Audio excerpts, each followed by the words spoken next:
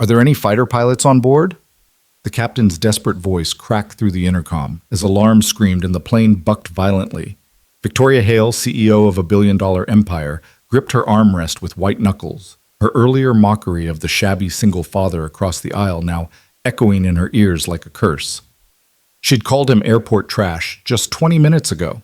Now that same man was rising from his seat with a calmness that defied the chaos. Who was he?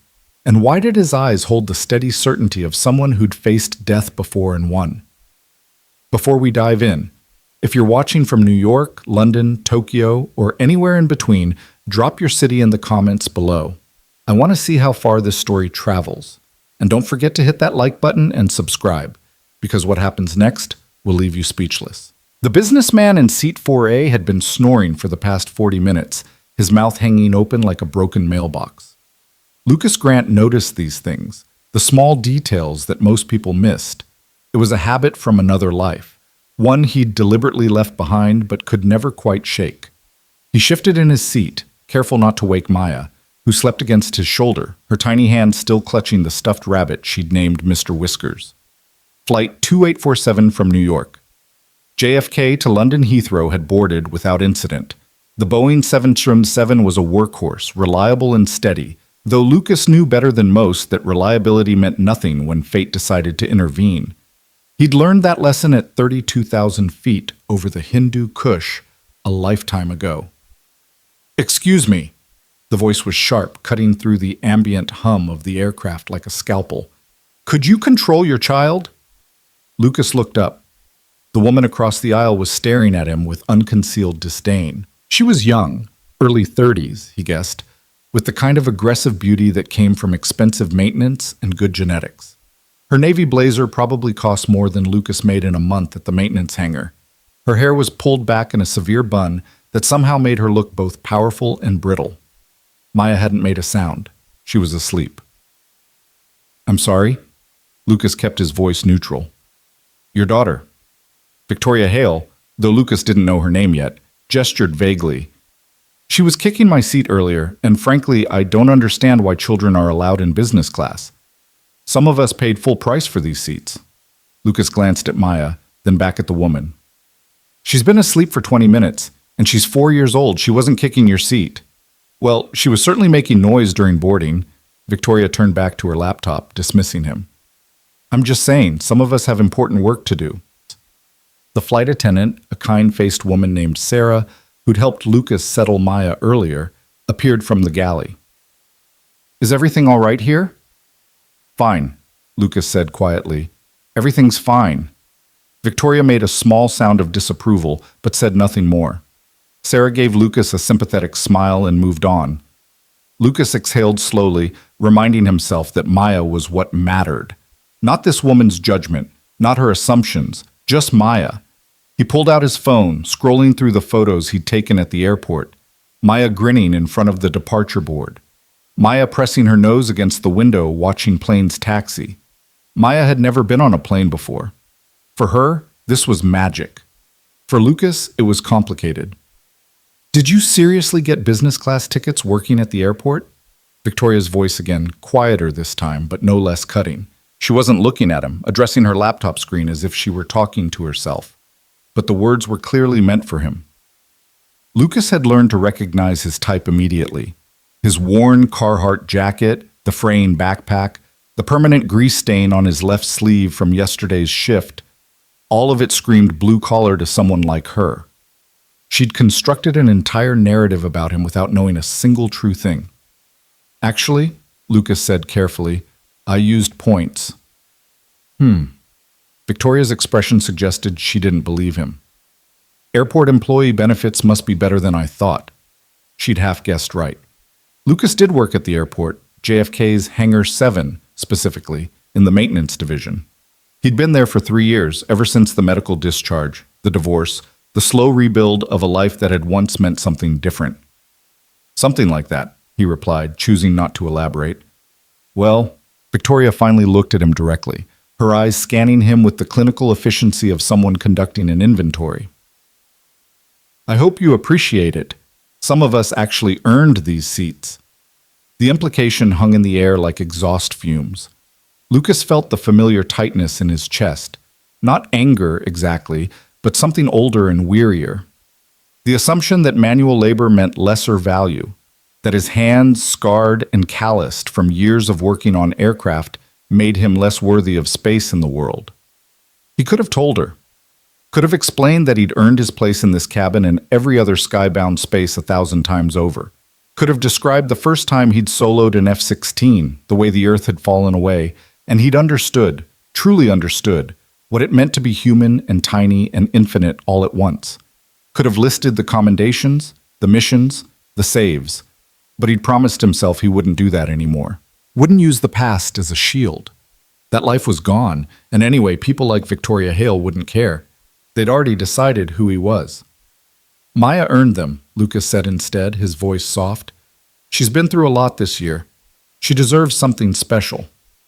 Victoria's expression flickered, something almost like curiosity crossing her face before the professional mask settled back into place. Right, she said, returning to her laptop. Well, try to keep her quiet. Sarah returned with drinks. Lucas accepted water for himself and apple juice for Maya, who was starting to stir. The little girl's eyes fluttered open, and she smiled up at her father with the kind of unconditional trust that still broke his heart daily. Are we flying yet, Daddy? We are, sweetheart. We're way up in the sky. Can we see the clouds? Lucas raised the window shade. Outside, the Atlantic stretched endlessly, moonlight painting silver paths across the water. Maya gasped, pressing her hands against the plastic pane. It's so beautiful. It is, Lucas agreed, watching her face instead of the view. It really is. Across the aisle, Victoria glanced over despite herself. For just a moment, her expression softened. Then she caught herself and looked away, jaw tightening. The flight settled into its rhythm. Other passengers dozed or worked or watched movies on their seatback screens. Lucas helped Maya color in the activity book Sarah had provided, patiently identifying different types of aircraft in the pictures. A 737, an A320, a Dreamliner. Maya repeated the names carefully, treating each one like a precious secret. You know a lot about planes, Victoria said suddenly. She'd been watching them, Lucas realized, listening. I work around them, Lucas replied. Not a lie, just not the whole truth. As a mechanic? Something like that. That's nice. The word was inflected with the particular condescension reserved for jobs people considered beneath them. I'm sure it's very hands-on. Lucas didn't respond. Maya was showing him her drawing, a lopsided airplane with a purple fuselage and smile windows. He praised it enthusiastically, making her giggle. I run Hale Dynamics, Victoria continued, apparently deciding this man was worth educating about her importance. We're a tech consulting firm. Fortune 500 clients. I just closed a deal worth $42 million. Congratulations, Lucas said, meaning it. Success was success, even when it came wrapped in arrogance. It's exhausting, honestly. The travel, the pressure, everyone wanting something from you. She sipped her wine, a California Chardonnay that Lucas knew cost $18 a glass. He'd seen the menu. I barely have time to sleep, let alone, well, other things. She gestured vaguely toward Maya, the implication clear. Children were inconvenient, incompatible with real achievement. Lucas felt Maya lean against him, already drowsy again. Everyone makes choices, he said quietly. Exactly. Victoria seemed to think he was agreeing with her. I chose my career. I chose to be excellent. Some people choose other paths. The dismissal in those words, other paths, felt like a physical thing.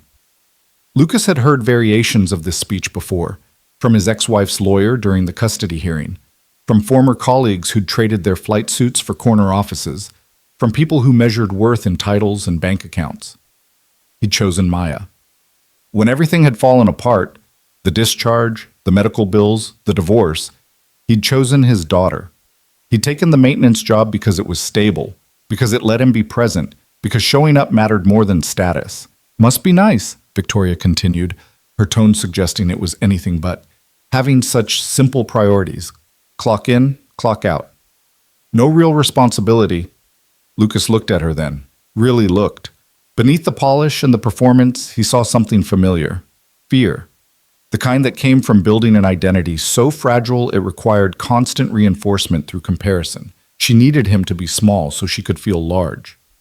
Everyone's responsible for something, he said, just not always the same things. Victoria's phone buzzed. She glanced at it and scowled. Unbelievable. My assistant booked me the wrong hotel. I specifically said the Savoy, and she stopped, seeming to remember her audience. Well, you wouldn't understand. Service industry problems.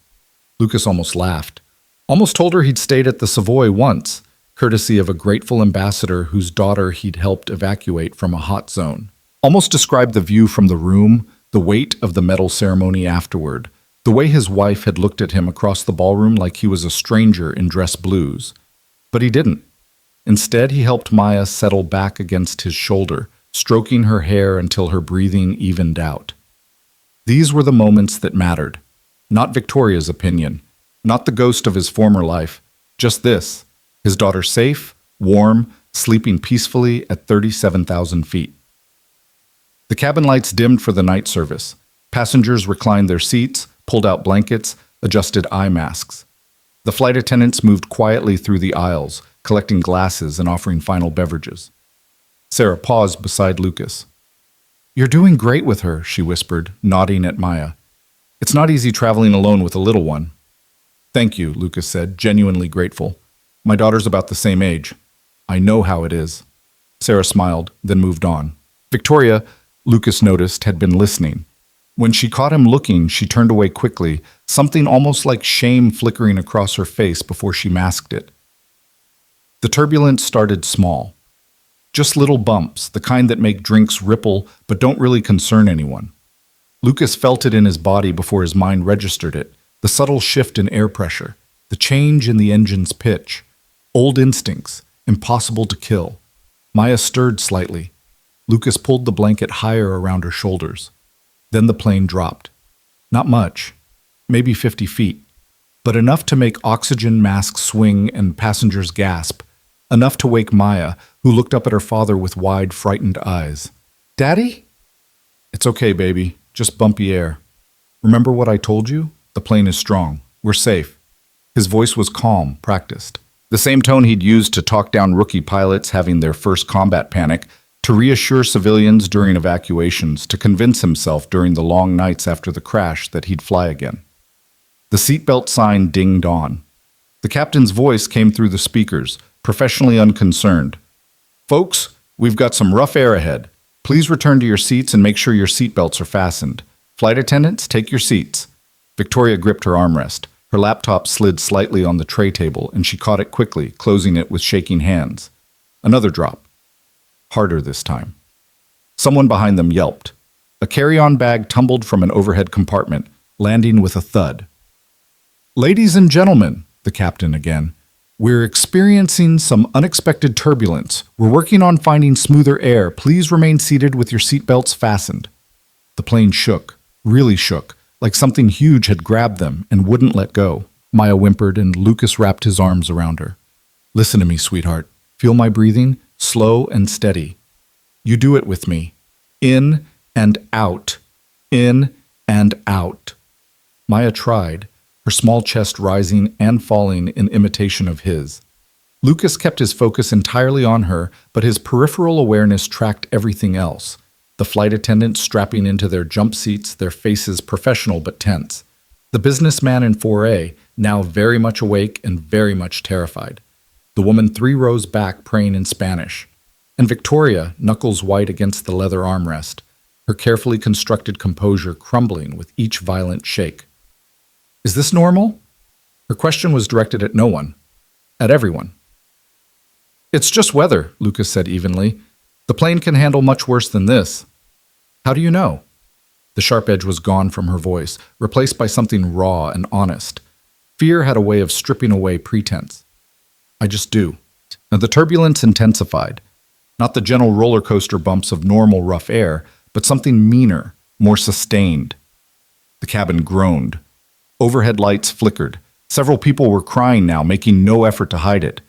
Lucas's mind, trained by thousands of hours in the cockpit, automatically began processing information. The angle of the cabin, within normal parameters. The sound of the engines, strained but functional. The interval between drops, irregular, suggesting clear air turbulence rather than storm cells. Daddy, I'm scared. Maya's voice was very small. I know, baby. I've got you. I've always got you. He meant it in a way that transcended this moment, meant it in every dimension of their lives. The doctor's appointments for her asthma, the parent-teacher conferences where he was the only father in a room full of mothers, the night she woke crying for a mom who'd chosen a new husband over her own daughter. Lucas had always been there, would always be there, gravity and biology and love pulling him to her like physics. The plane dropped again, stomach lurching and sudden. Maya screamed, and Lucas held her tighter, murmuring reassurances he wasn't sure he believed. Then, from the cockpit, a sound that changed everything. Alarms. Not the soft chime of the seatbelt sign or the ding of a call button, but real alarms. Urgent, insistent, designed to cut through panic and demand immediate attention. Lucas recognized them instantly. Every pilot did. They were the sounds that preceded emergency checklists, difficult decisions, and occasionally disaster. The captain's voice returned, and this time there was no professional unconcern. This is Captain Morrison. We have a situation. I need everyone to remain calm and stay in your seats. Victoria made a sound like a wounded animal.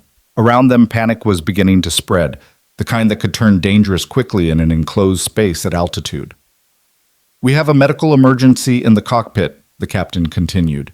If there are any doctors on board, please identify yourselves to the flight attendants immediately. Sarah appeared from the galley, moving quickly down the aisle. Two passengers raised their hands, a woman near the front, a man near the back.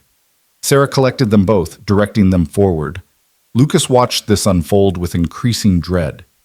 Medical emergency in the cockpit meant crew incapacitation, and if it was serious enough to require passenger doctors. The plane shook again, harder than before. Not turbulence this time, evasive maneuvering. The captain was hand-flying, banking sharply to avoid something. Lucas felt it in his bones, the muscle memory of combat flying, of threading aircraft through impossible spaces at impossible speeds. We're going to die. Victoria was staring straight ahead, her face bloodless. Oh my God, we're going to die. We're not going to die, Lucas said firmly. You don't know that. You're just a...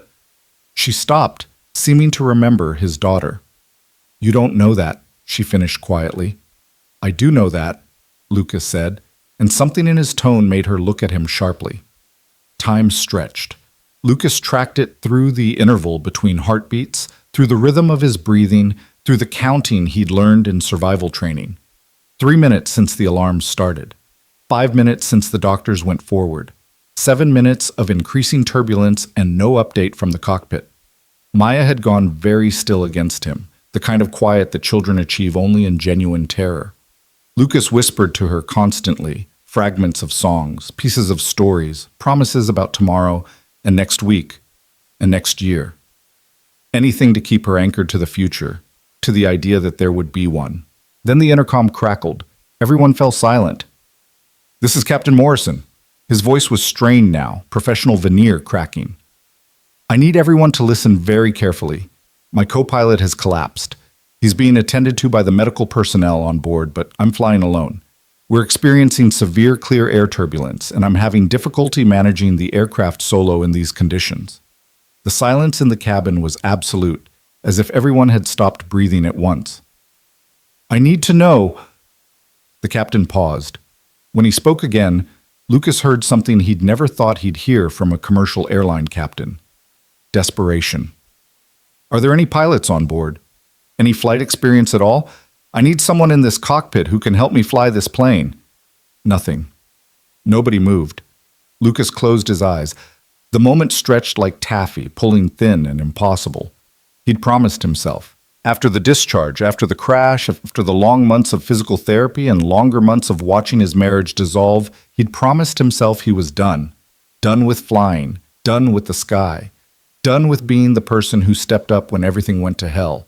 He'd chosen a different life, a quieter life, a life where he showed up for Maya's school plays instead of combat briefings, where he changed oil instead of changing the world, where he was present instead of exceptional. Daddy, Maya's voice was a whisper. What's wrong? And Lucas knew, with a certainty that felt like falling, that he didn't have a choice. Not really. Not when Maya was on this plane.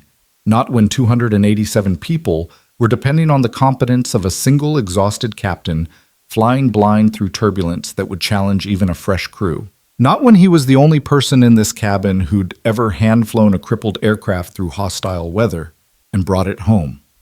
He unbuckled his seatbelt. Victoria stared at him. What are you doing? Lucas didn't answer. He was moving on instinct now, the old training taking over. He knelt beside Maya, taking her face gently in his hands. Baby, I need you to be very brave for me, okay? I need to go help the captain fly the plane. But you fix planes, Daddy. You don't fly them. Her voice wavered. I used to fly them, sweetheart, a long time ago, and right now the captain needs someone who knows how. He pulled Mr. Whiskers from the seat pocket, tucking the rabbit into her arms. Sarah is going to come sit with you. You're going to hold Mr. Whiskers tight and be the bravest girl in the whole sky. Can you do that for me? Maya nodded, tears streaming down her face, but she nodded. Lucas stood. The entire cabin was watching him now. This shabby airport worker in the worn jacket, walking toward the cockpit like he belonged there. Sir? Sarah appeared at his elbow. Sir, you need to return to your seat. I'm a pilot, Lucas said quietly. Fighter pilot. 12 years active duty. I can help. Sarah's eyes widened. She glanced toward the cockpit, then back at Lucas. Decision made, she nodded sharply. Go, I'll watch your daughter. Lucas started moving forward, each step feeling like crossing a border from one country to another. Behind him, he heard Victoria's voice, shock stripping away the condescension. Wait, what? He's a pilot? He's a fighter pilot? But Lucas didn't stop, didn't turn around, didn't acknowledge the question. He was already shifting into a different version of himself, the one he'd tried to leave behind but had never truly escaped, the one who'd been trained for exactly this kind of impossible situation, the one who didn't fail. The cockpit door was locked, secured according to post 9/11 protocol. Lucas knocked, firm but not panicked. Captain Morrison? My name is Lucas Grant, former U.S. Air Force F-16 pilot, 12-year service. I can help you fly this aircraft. A pause. Then the lock clicked. The door opened, and Lucas stepped into the controlled chaos of the cockpit. Captain Morrison was in his 50s, sweat pouring down his face as he fought the yoke. The co-pilot was slumped in his seat, unconscious, being attended to by one of the passenger doctors. Alarms were screaming, terrain warning, overspeed warning, master caution. The instrument panel looked like a Christmas tree of red and amber lights. Jesus Christ, Morrison gasped. Please tell me you can actually fly.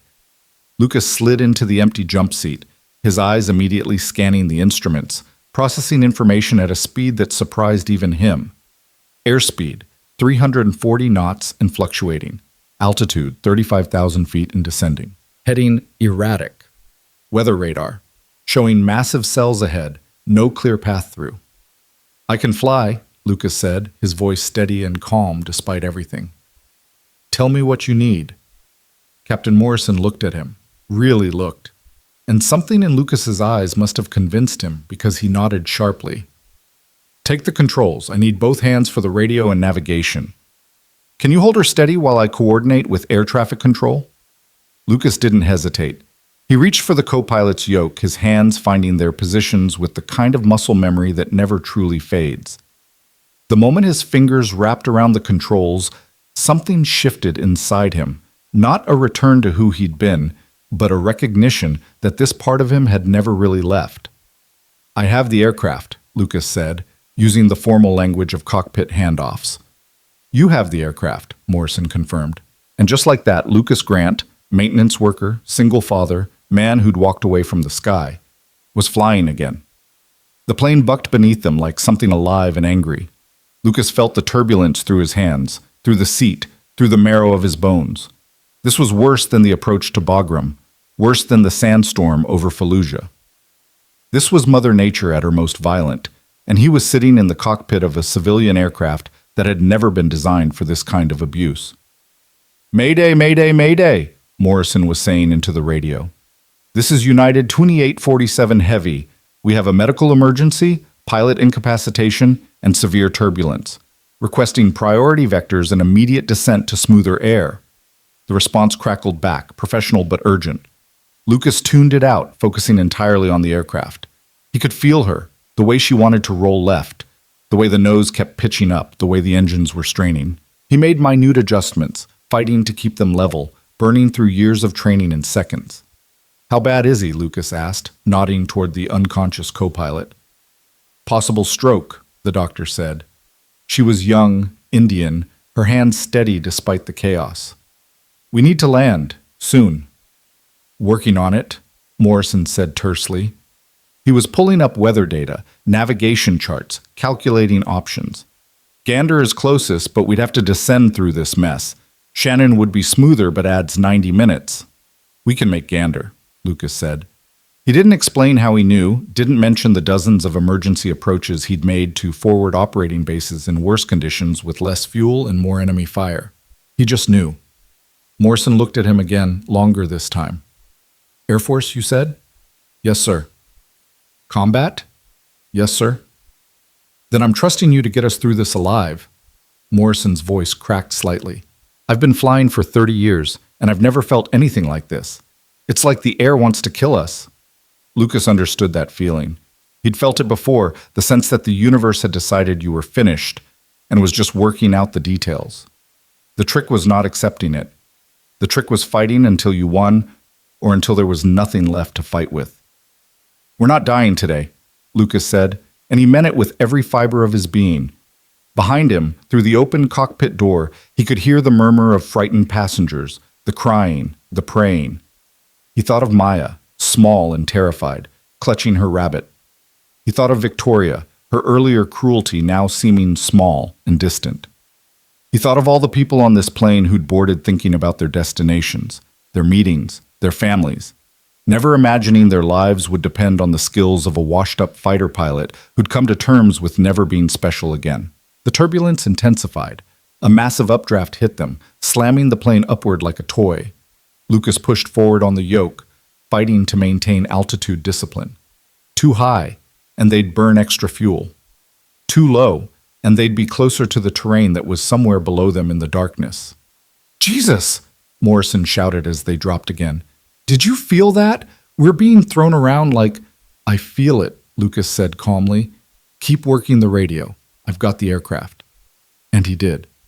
Despite everything, the screaming alarms, the violent movements, the fear trying to claw its way into his chest, Lucas had the aircraft. His hands were steady, his breathing was controlled, his mind was clear. This was what he'd been trained for. Not this exactly. He'd never flown a 777 before, had never sat in a commercial cockpit, but the essence of it, the high-stakes decision-making, the physical skill, the absolute refusal to accept defeat. United 2847 Gander Control. "We're clearing all traffic. Your priority. Descend to flight level 250. Vectors coming." Morrison read back the clearance, then looked at Lucas. "You ready for this?" Lucas thought about all the people behind him, about Maya, about the promise he'd made to himself to always come home to her, about the second chance he'd been given when the crash hadn't killed him. "Let's bring her down," he said. And as he eased the yoke forward, beginning the descent through the worst weather he'd seen in 15 years of flying, Lucas Grant accepted something he'd been running from for 3 years. You couldn't escape who you were. You could only choose what to do with it. The night was about to get much worse before it got better.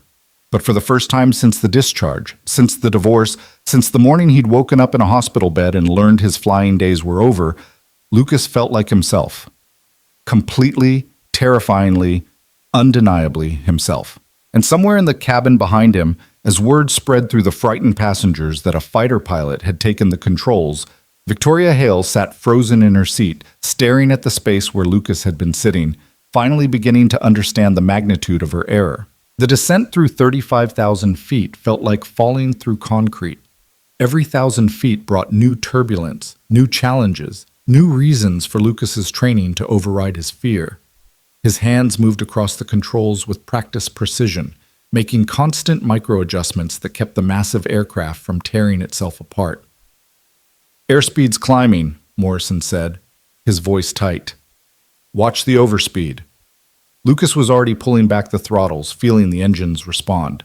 The 707 was nothing like an F-16. It was heavier, slower to respond, less forgiving of mistakes.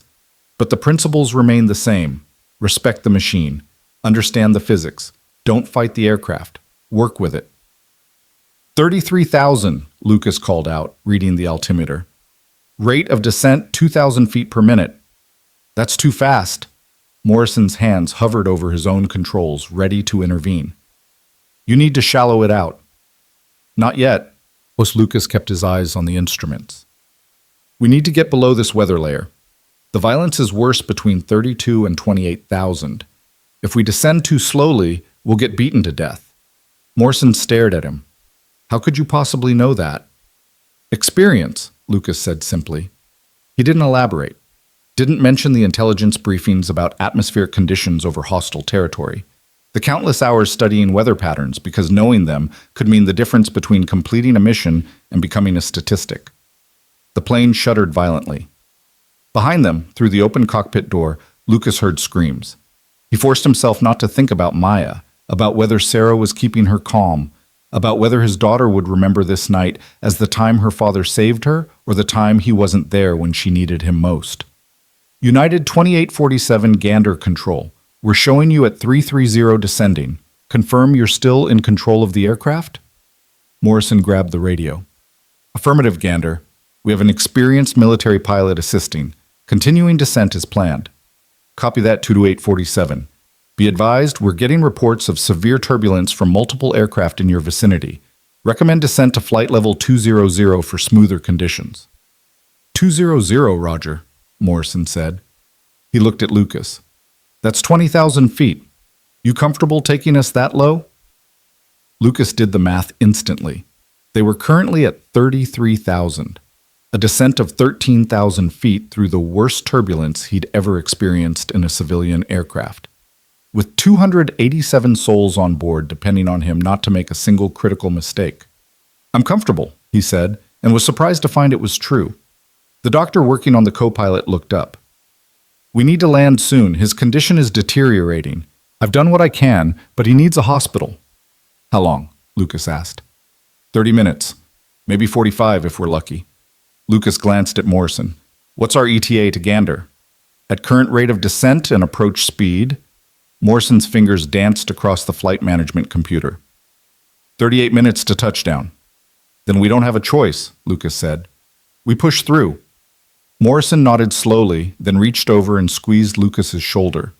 It was a gesture of trust that carried more weight than words. This stranger, this man who'd been dismissed as airport maintenance just an hour ago, now held all their lives in his hands. Take us down, Morrison said. Lucas began the descent in earnest. The turbulence at 30,000 feet was unlike anything he'd prepared for. The 777 pitched and yawed, the wings flexing in ways that would have been terrifying if Lucas hadn't understood the engineering tolerance built into modern aircraft. Boeing had designed these planes to withstand forces far beyond what any sane pilot would subject them to. But sane pilots didn't often find themselves flying through atmospheric blenders at night over the North Atlantic. 29,000, Lucas called out. The violence was intensifying, just as he'd predicted.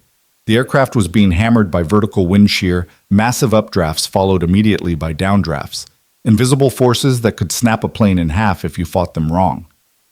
Lucas didn't fight.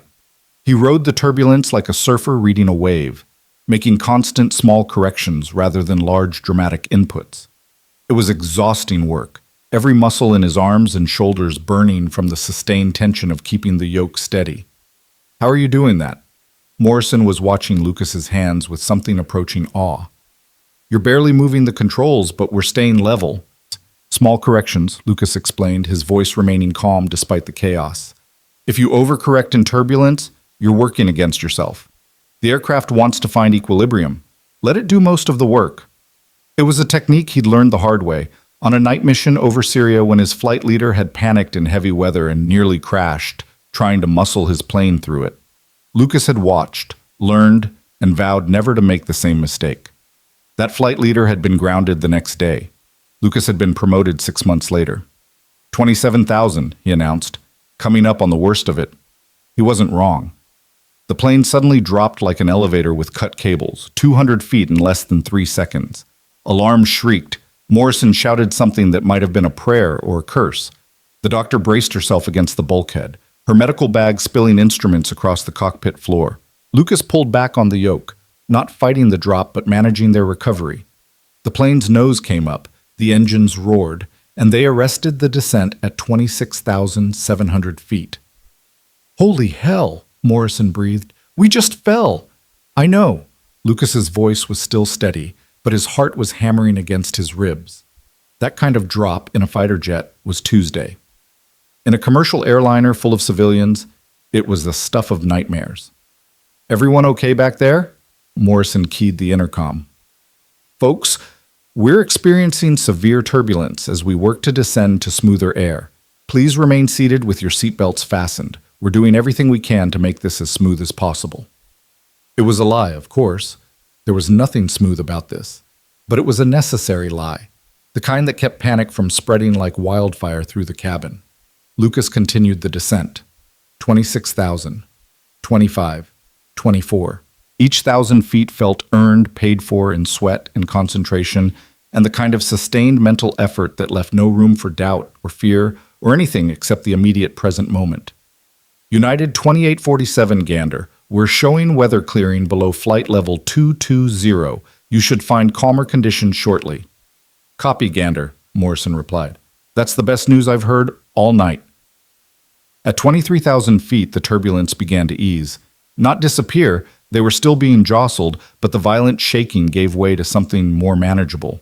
Lucas felt the change in the aircraft's handling, the way the controls became less resistant, more responsive. "It's working," Morrison said, relief flooding his voice. "We're getting below it." Lucas allowed himself the smallest of smiles. "Not out of it yet. Keep monitoring the weather radar. I don't want to run into any embedded cells on approach." On it. They descended through 22,000 feet into air that felt almost peaceful by comparison. The alarm stopped screaming. The master caution lights dimmed. The 777 steadied, responding to Lucas's inputs with the docile predictability of a well-trained horse.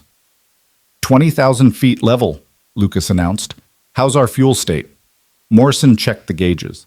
"Adequate for Gander with reserves. We burned extra fighting through that weather, but we're not critical." "Good." Lucas's shoulders were beginning to ache from the sustained tension, but he didn't dare relax yet. They were through the worst of the turbulence, but they still had to land, at night, at an unfamiliar airport, with a partially incapacitated crew and a cabin full of traumatized passengers. The doctor had stabilized the co-pilot as much as possible, but the man remained unconscious, his breathing shallow and labored. Every few minutes, she checked his vitals and made notes on a piece of paper torn from the flight manual. "Will he make it?" Lucas asked quietly. The doctor met his eyes. She was young, probably early 30s, but her gaze carried the weight of someone who'd seen too much too soon. "If we land in the next 30 minutes, yes. If we don't..." She didn't finish the sentence. Lucas nodded. 30 minutes. He could do 30 minutes. He'd done much harder things in much less time. Gander Control, United 2847. We're level at 20,000, requesting vectors for the approach. United 2847 Gander, fly heading 045.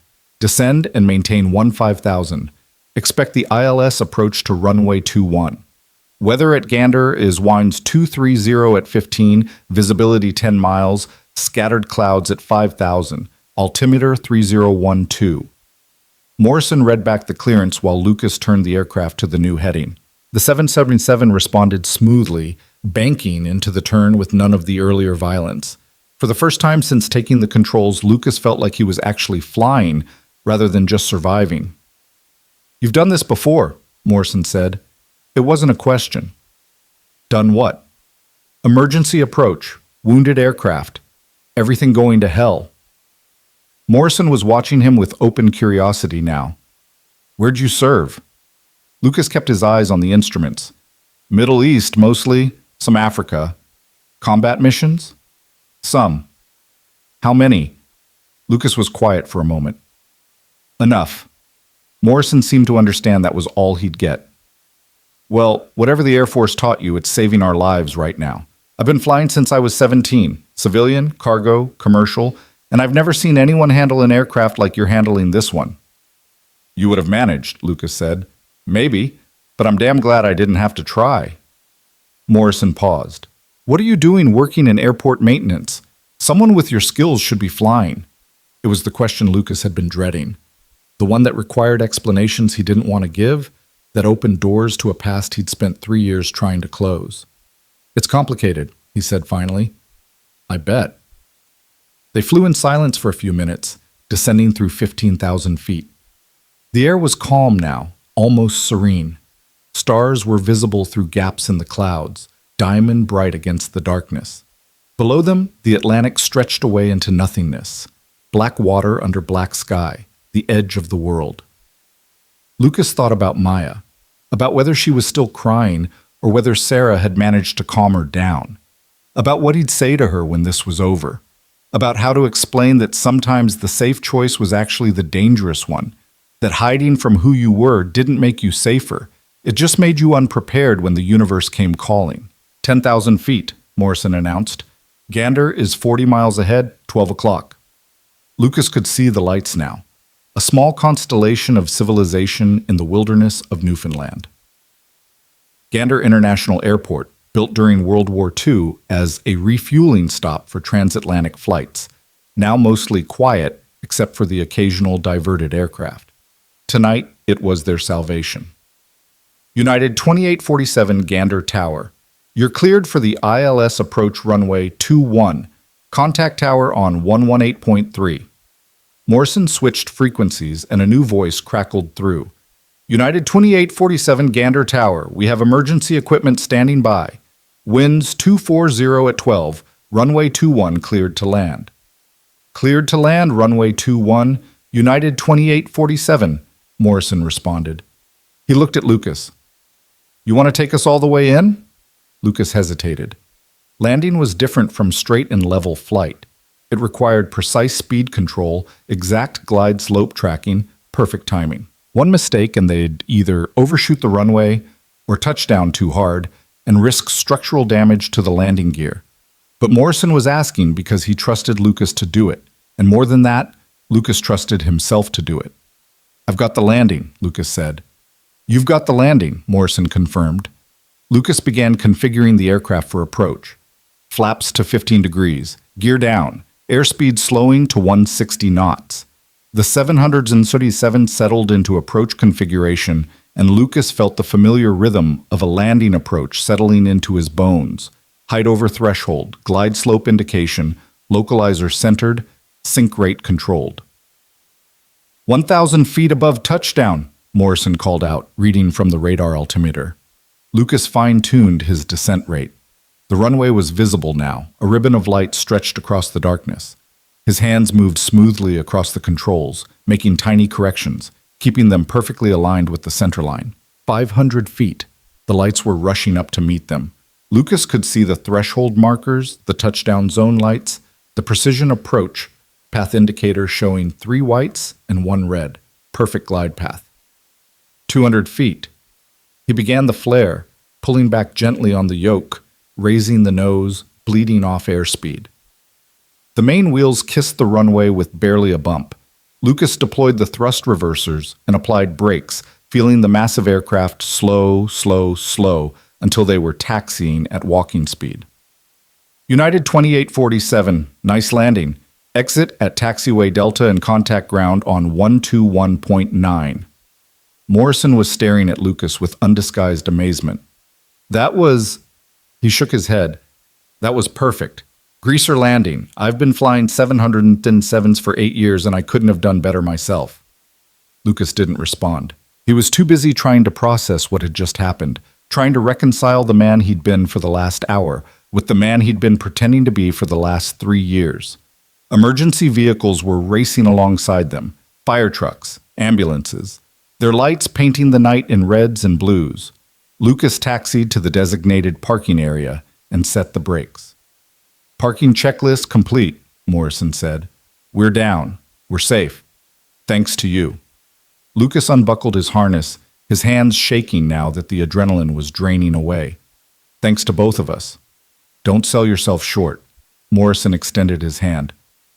Captain Tom Morrison, and I owe you my life. Lucas shook his hand. Lucas Grant. And you don't owe me anything. The doctor was already preparing the co-pilot for transport.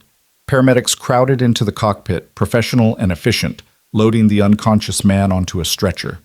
Within minutes, he was gone, wheeled across the tarmac toward a waiting ambulance. He'll make it, the doctor said to Morrison. Thanks to you getting us down when you did. Thank Lucas, Morrison said. He did the flying. The doctor turned to Lucas, really seeing him for the first time. You're military? Was, Lucas said. Well, whoever you are, you just saved a lot of lives. She smiled tiredly. I'm Dr. Priya Sharma, and I'm very glad you happened to be on this flight. So am I, Lucas said, and meant it. The cabin door opened. Sarah appeared, her face streaked with tears. Lucas, oh, thank goodness. Maya won't stop crying for you. She's been so brave, but she needs her father. Lucas was moving before Sarah finished speaking, pushing past the emergency personnel, through the galley, into the cabin where passengers were still strapped into their seats, some crying, some praying, some just sitting in shocked silence. Maya saw him and screamed, Daddy! He ran to her, scooping her into his arms, and she wrapped herself around him like a small, desperate monkey. Her face was wet with tears, her whole body shaking. I've got you, baby. I've got you. We're safe now. We're on the ground.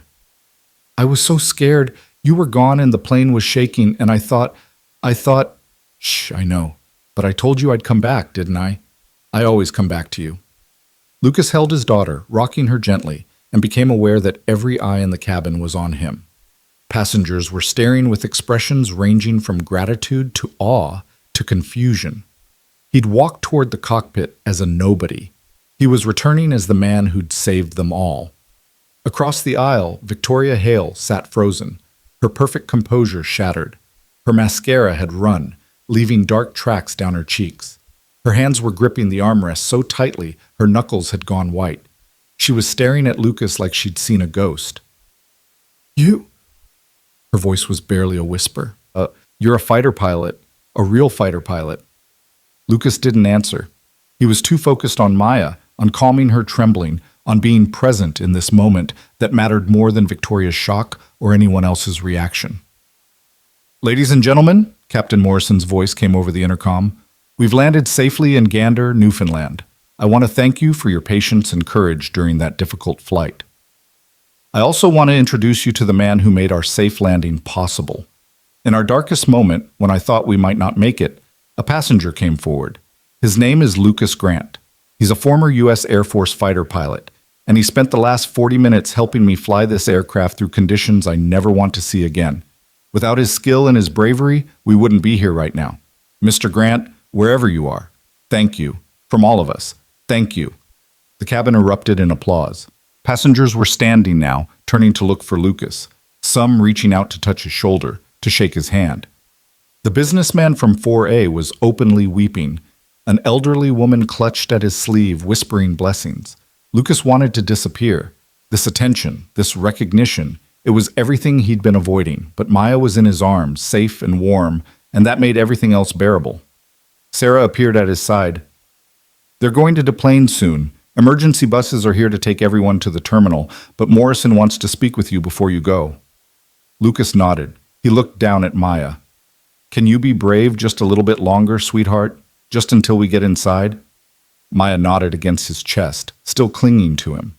The deplaning process was organized chaos.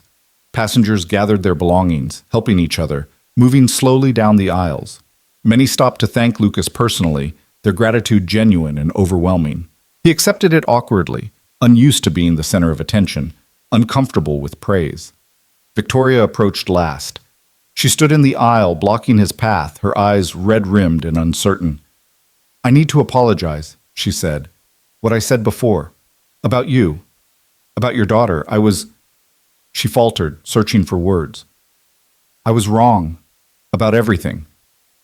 Lucas could have been cruel, could have thrown her earlier words back at her, could have made her feel as small as she'd made him feel, but he was too tired for cruelty, and anyway, Maya was listening.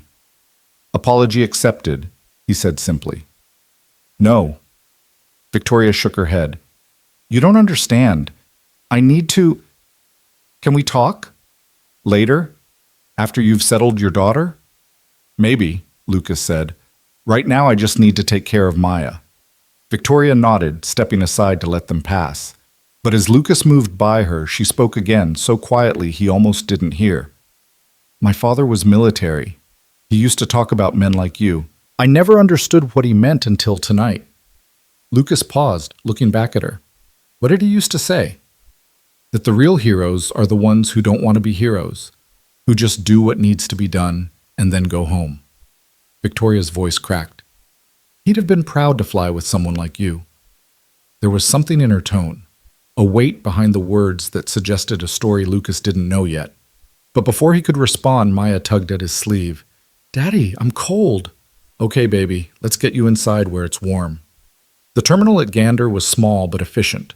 Airport staff had mobilized quickly, setting up a crisis response area with blankets, hot drinks, and phone banks for passengers to call loved ones.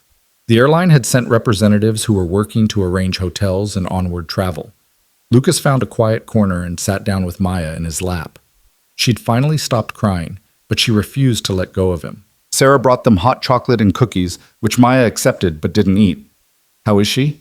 Sarah asked quietly. Scared, but she'll be okay. Lucas stroked Maya's hair. Kids are resilient. So are parents, Sarah smiled. What you did up there? I've been flying for 12 years and I've never seen anything like it. You were incredible. I was doing my job. That's not your job anymore, though, is it? You work in maintenance. Lucas was quiet for a moment. Yeah, I do. But you flew fighters. Why did you stop?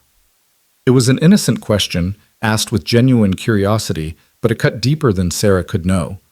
Lucas thought about how to answer, how much to share with this kind stranger who'd cared for his daughter while he'd been trying to save their lives.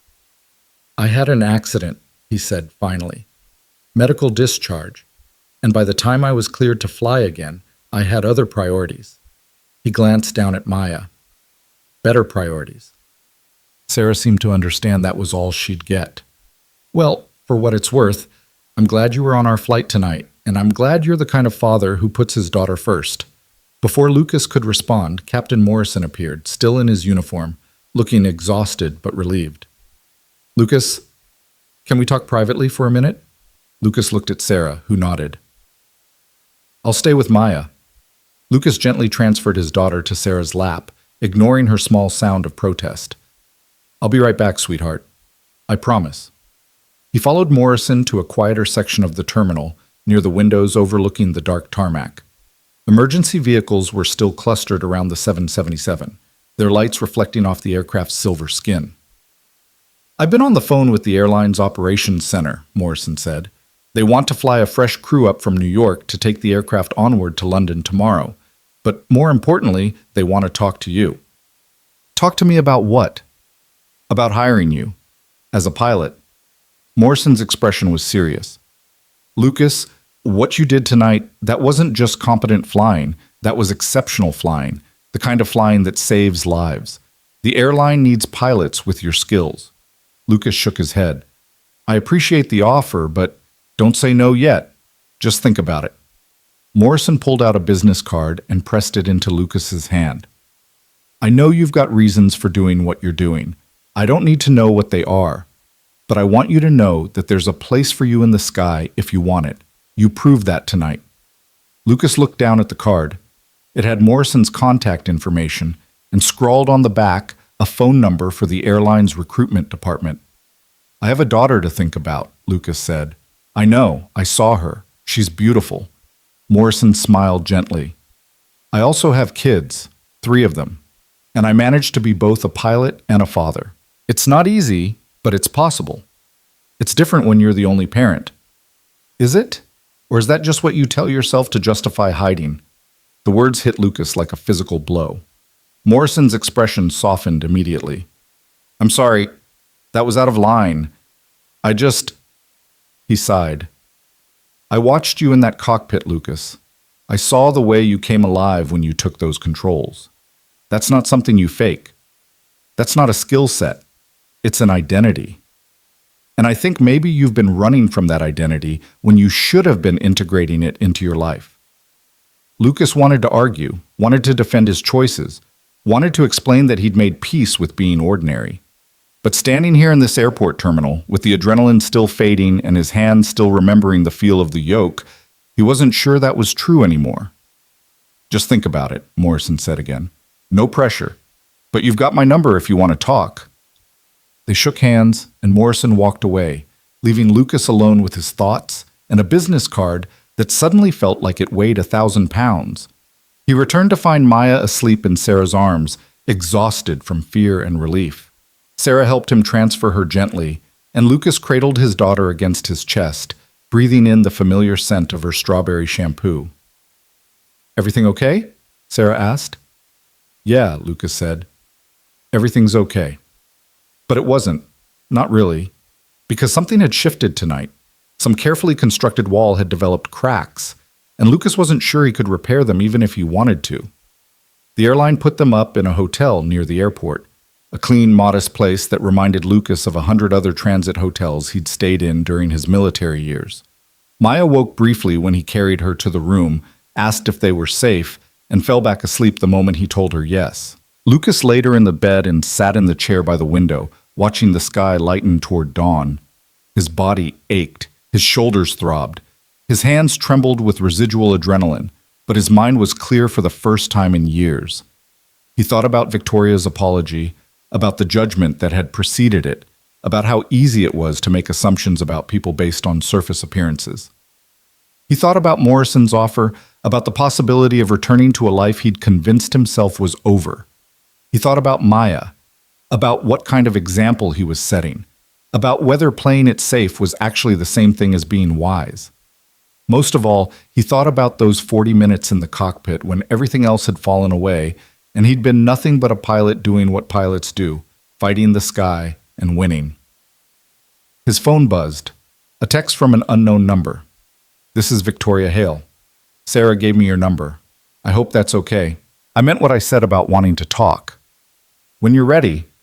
No pressure, just thank you for tonight, and I'm sorry for being the person I was." Lucas stared at the message for a long moment. Then he typed back, "Apology already accepted. Get some rest. It's been a long night for all of us." The reply came almost immediately. "My father would have liked you.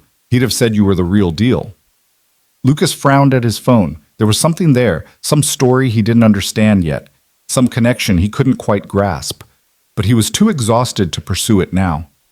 He set the phone aside and watched the sun rise over Newfoundland, painting the sky in shades of gold and pink. In the bed, Maya stirred and murmured something in her sleep. Lucas moved to her side, pulling the blanket higher around her shoulders. Tomorrow, they'd continue to London.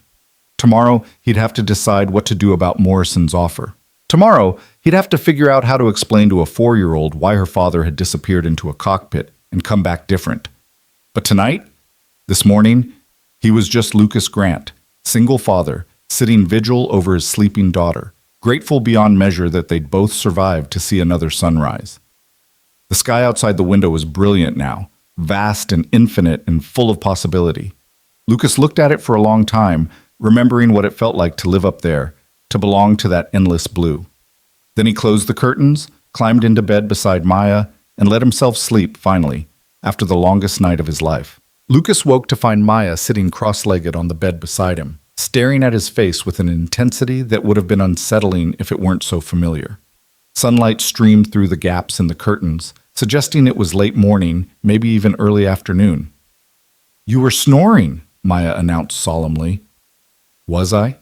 Lucas's voice came out rough, his throat raw from hours of shouting over engine noise and alarms. Really loud, like a bear. She paused, her small face suddenly serious. "Daddy, were you scared? On the airplane?" Lucas sat up slowly, every muscle in his body protesting. He'd forgotten how physically demanding flying could be, especially under extreme conditions. His shoulders felt like someone had been hitting them with hammers. "Yes," he said, deciding on honesty. "I was scared." "But you went anyway." "I did." Why? Lucas pulled Maya into his lap, looking into eyes that were so much like her mother's it sometimes hurt. Because being scared and being brave aren't opposites, sweetheart. Brave means doing the thing that scares you when it needs to be done. Maya considered this with the gravity of someone 3 times her age. Was I brave? You were the bravest person on that whole plane, Lucas said, and meant it. You trusted me even when everything was scary. That takes courage. She leaned against his chest, seemingly satisfied with this answer.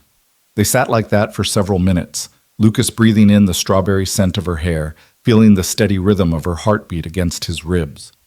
This was what mattered. Not the flying, not the recognition, not Morrison's job offer. Just this small person who trusted him completely. A knock at the door interrupted the moment. Lucas glanced at the clock. 1:15 in the afternoon.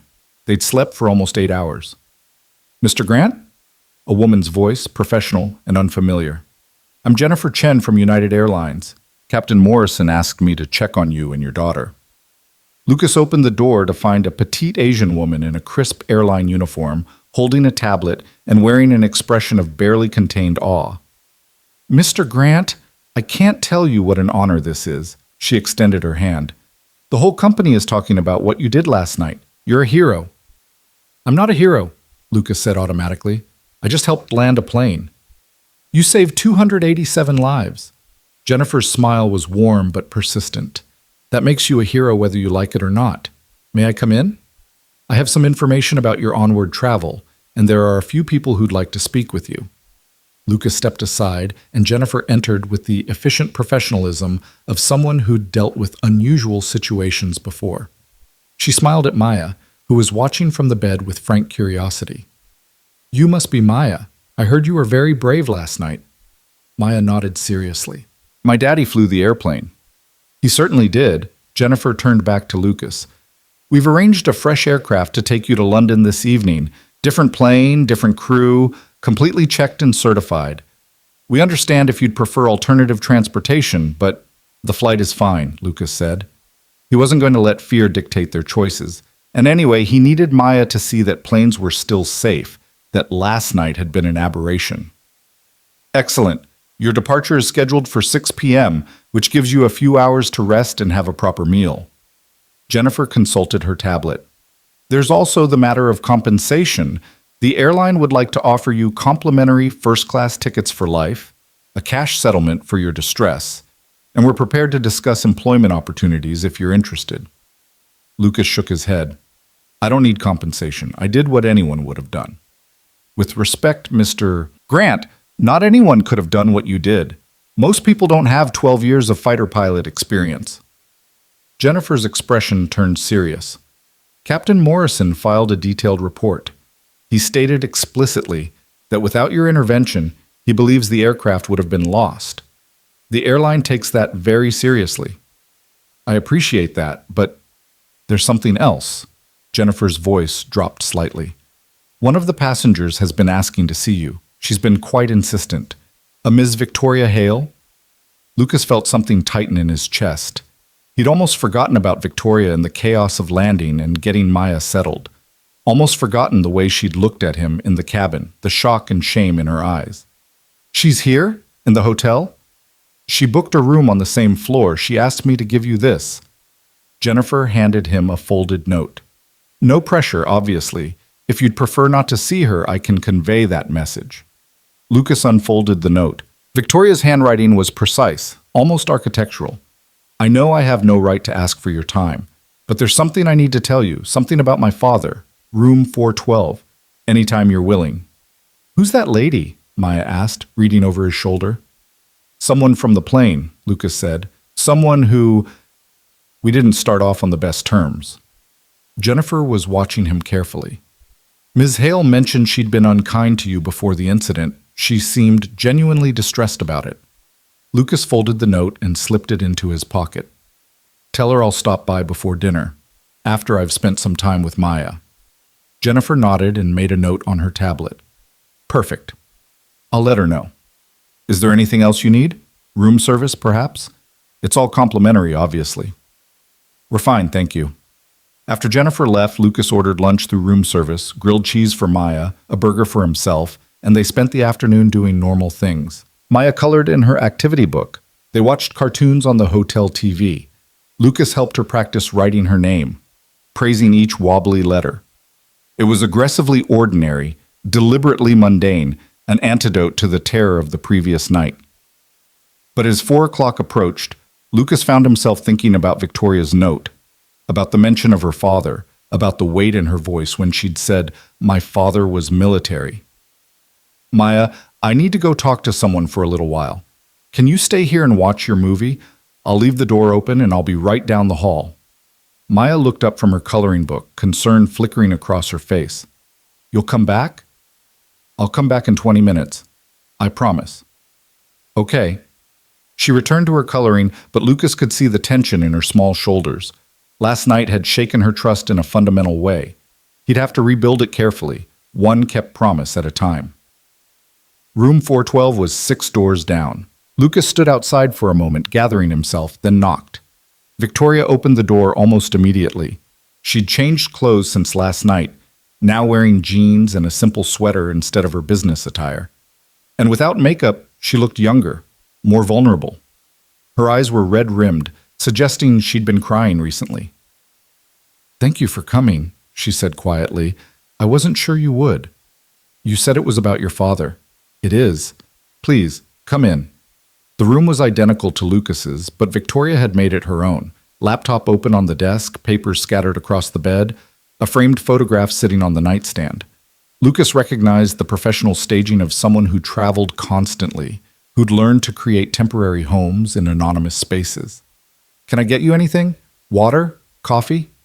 Victoria's hands fluttered nervously, betraying the polished executive facade. "I'm fine. What did you want to tell me?" Victoria picked up the framed photograph from the nightstand and held it for a moment before handing it to Lucas. It showed a man in military dress uniform, Air Force, Lucas noted, standing with a much younger Victoria. The man was grinning, his arm around his daughter's shoulders, both of them squinting into bright sunshine. "Colonel James Hale," Victoria said softly. "My father. He died 6 years ago." Lucas studied the photograph more closely. Something about the man's face was familiar, though he couldn't place it. "I'm sorry for your loss. He was a pilot, like you. Flew rescue missions mostly. Helicopters." Victoria's voice was steady but strained. "He spent 25 years in the Air Force, and every single day he talked about the privilege of serving, about the responsibility of the uniform, about the men and women who put themselves in harm's way so others could be safe." She paused, taking the photograph back and staring at it. "I worshipped him when I was young, thought he was invincible. Then I got older and decided he was foolish. All that sacrifice for what? A military pension and a flag at his funeral? I went into business, made money, built something that actually mattered, or so I told myself." Lucas was beginning to understand where this was going, but he stayed silent, letting her work through it. "Last night, when you stood up in that cabin, when you walked toward the cockpit," Victoria's voice cracked, "I saw my father in you. The same certainty, the same quiet competence, the same willingness to step into the fire when everyone else was frozen."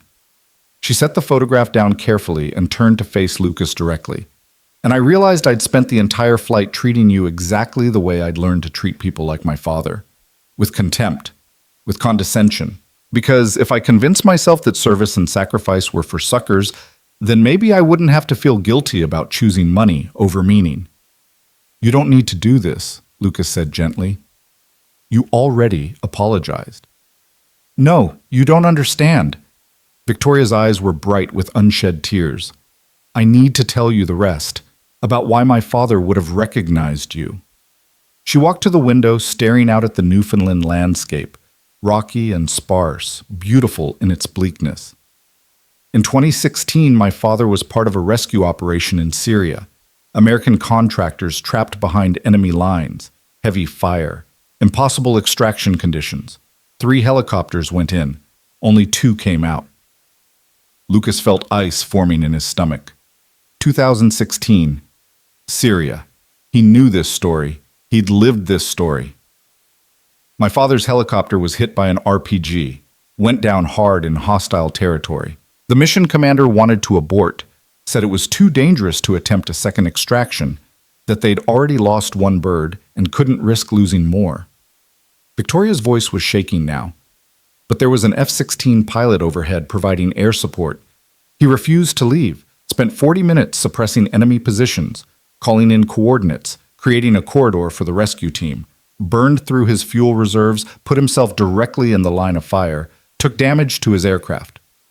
She turned to look at Lucas, and he saw recognition dawning in her eyes. That pilot managed to keep my father and his crew alive until the rescue team could extract them, but his aircraft was too damaged to make it back to base.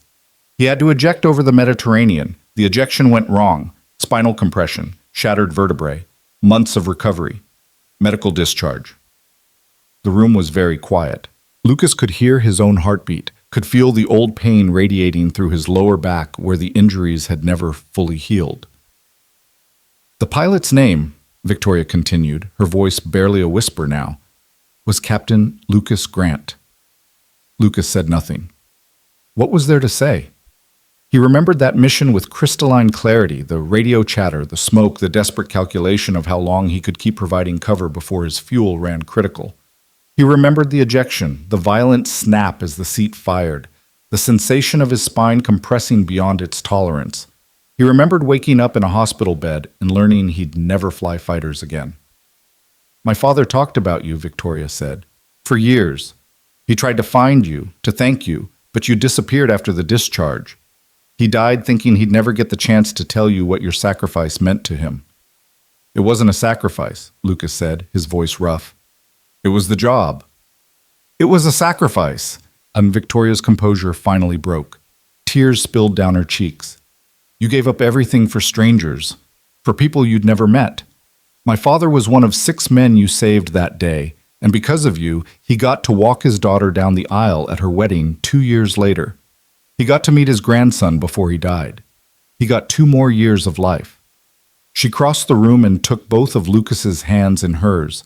And last night, I sat in that cabin mocking you, judging you, treating you like you were beneath me, when the truth is, I'm not worthy to breathe the same air as someone like you.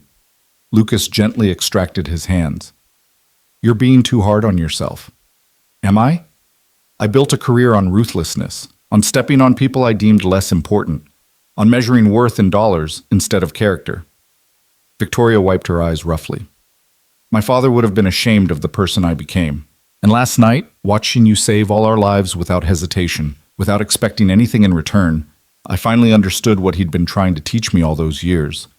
She walked back to the nightstand and picked up something Lucas hadn't noticed before. A challenge coin, military issue, with the Air Force pararescue emblem on one side. He wanted you to have this. Made me promise that if I ever found you, I'd give it to you. He called it his most valuable possession. Victoria held out the coin. Lucas took it, feeling the weight of it in his palm. These coins were given only to people who'd earned them through extraordinary service. For Colonel Hale to have considered this his most valuable possession meant something profound. I can't accept this, Lucas said. You have to. I promised him. Victoria's voice was firm now, steadier. And I'm asking you for something else. Let me make this right. Not the words I said. I know I can't undo those. But the attitude that created them. The whole toxic culture I've built around success and status. I don't understand. Victoria returned to the bed, gathering up the papers scattered there. These are preliminary plans for a new initiative at my company. After last night, after watching you, after finally understanding what my father tried to teach me, I've decided to change everything. She handed the papers to Lucas. He scanned them quickly. Proposals for veteran hiring programs, mentorship initiatives, partnerships with military transition services. I want to create opportunities for people like you, Victoria explained. People who've served their country and then struggled to find their place in civilian life. People who have incredible skills but don't fit the traditional corporate mold. People I would have dismissed a week ago. Lucas looked up from the papers. This is ambitious. It's necessary, and it's the least I can do. Victoria met his eyes. I also want to offer you a position, not out of guilt, but because you're exactly the kind of person we need, someone who leads by example, someone who makes the hard choices, someone who understands that real leadership isn't about authority, it's about service. I work in aircraft maintenance, Lucas said carefully. You were a decorated fighter pilot who saved 6 lives in Syria and 287 lives last night. You're working in maintenance because circumstances forced you there, not because it's where you belong. Victoria's voice was passionate now, animated. I'm offering you a leadership position, flexible schedule, family-friendly policies, a chance to mentor veterans transitioning to civilian careers. And before you say no, consider this. Wouldn't Maya benefit from seeing her father do work that fulfills him? The question hit harder than Victoria probably intended. Lucas thought about Morrison's card still in his pocket, about the airline recruitment number, about the choice that was slowly taking shape, whether he wanted it to or not. I need to think about it, he said finally. Of course. Take all the time you need. Victoria's expression softened. I'm not trying to buy your forgiveness or assuage my guilt. I'm trying to become the person my father believed I could be, and you've shown me what that looks like. Lucas handed the papers back to her but kept the challenge coin. Your father sounds like he was a good man. He was the best man I ever knew. Until last night, when I met you. Victoria smiled sadly. He used to say the measure of a person isn't what they do when people are watching. It's what they do when nobody would blame them for walking away. You could have stayed in your seat last night. Nobody would have judged you, but you stood up anyway. I had no choice. My daughter was on that plane. Everyone has a choice. You chose courage. You chose service.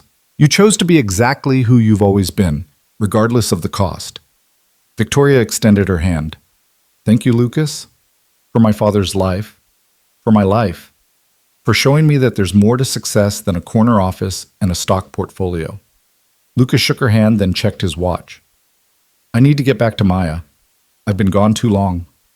Of course. I'm sorry for keeping you. Victoria walked him to the door, then paused. One more thing. There's going to be media attention. The story's already breaking online. The airline tried to keep it quiet, but passengers have been posting on social media. By tomorrow, everyone will know what happened. Lucas's stomach sank. Media attention was the last thing he wanted. I don't want to talk to reporters. I figured. I've already had my lawyers draft a statement on your behalf, if you want it. Confirms the basic facts, but declines interviews and requests privacy. All you'd have to do is approve it. Why would you do that? Because I understand now that not everyone wants a spotlight. Some people just want to do good work and go home to their families. Victoria smiled. Like my father. Like you. Lucas accepted the offer gratefully, and Victoria promised to email him the statement within the hour. He returned to his room to find Maya exactly where he'd left her, coloring carefully within the lines of a cartoon airplane. You came back, she said, not looking up. I told you I would. I know, but I was still scared. Lucas sat beside her on the bed, pulling her close. Being scared is okay, Maya. It just means you care about something, and the people who love you will always come back if they can. Always? Always. They spent the remaining hours before their flight in comfortable silence. Maya colored while Lucas sat with his laptop, reading the emails that had accumulated overnight. There were messages from his supervisor at the hangar, from former military colleagues who'd somehow heard about the incident, from Morrison, from Jennifer Chen, from people he didn't even know offering congratulations and gratitude. He read Victoria's drafted statement, professionally written, emphasizing the crew's skill while downplaying his own role, and approved it with minor changes. Then he opened a blank email and stared at it for a long time before typing a message to Morrison. Thank you for the offer. I'm interested in talking more. Not sure what's possible with my situation, but willing to explore options. Lucas. He hit send before he could second-guess himself. The fresh aircraft was a 787 Dreamliner, newer and quieter than the 777 from the previous night. The crew greeted Lucas and Maya like visiting royalty, upgrading them to first class without being asked, ensuring Maya had every comfort imaginable. The captain came back personally to introduce herself. Mr. Grant, I'm Captain Lisa Rodriguez. I just wanted to say it's an honor to have you on board. What you did last night is something every pilot hopes they'd have the courage to do. I appreciate that, Lucas said, uncomfortable with the praise. I also wanted you to know we've filed a detailed flight plan. We've got perfect weather all the way to London, and this aircraft just came out of maintenance inspection. You and your daughter are going to have the smoothest flight of your lives." She was right. The flight to London was almost surreally peaceful. Maya fell asleep before they even reached cruising altitude, exhausted from the previous night's trauma. Lucas sat awake, staring out the window at the Atlantic sliding by beneath them, thinking about the choice that was no longer theoretical but actual. He could go back to maintenance, could return to the safe, anonymous life he'd built, could continue being the father who was always there, always present, never exceptional. Or he could step back into the sky, could reclaim the part of himself he'd buried, could show Maya that it was possible to be both brave and present, both exceptional and available. His phone buzzed with an incoming text. "Morrison. Glad to hear it. The airline's serious about this. They need captains with your background. Schedule can be flexible, mostly domestic routes, regular hours, home every night or every other night.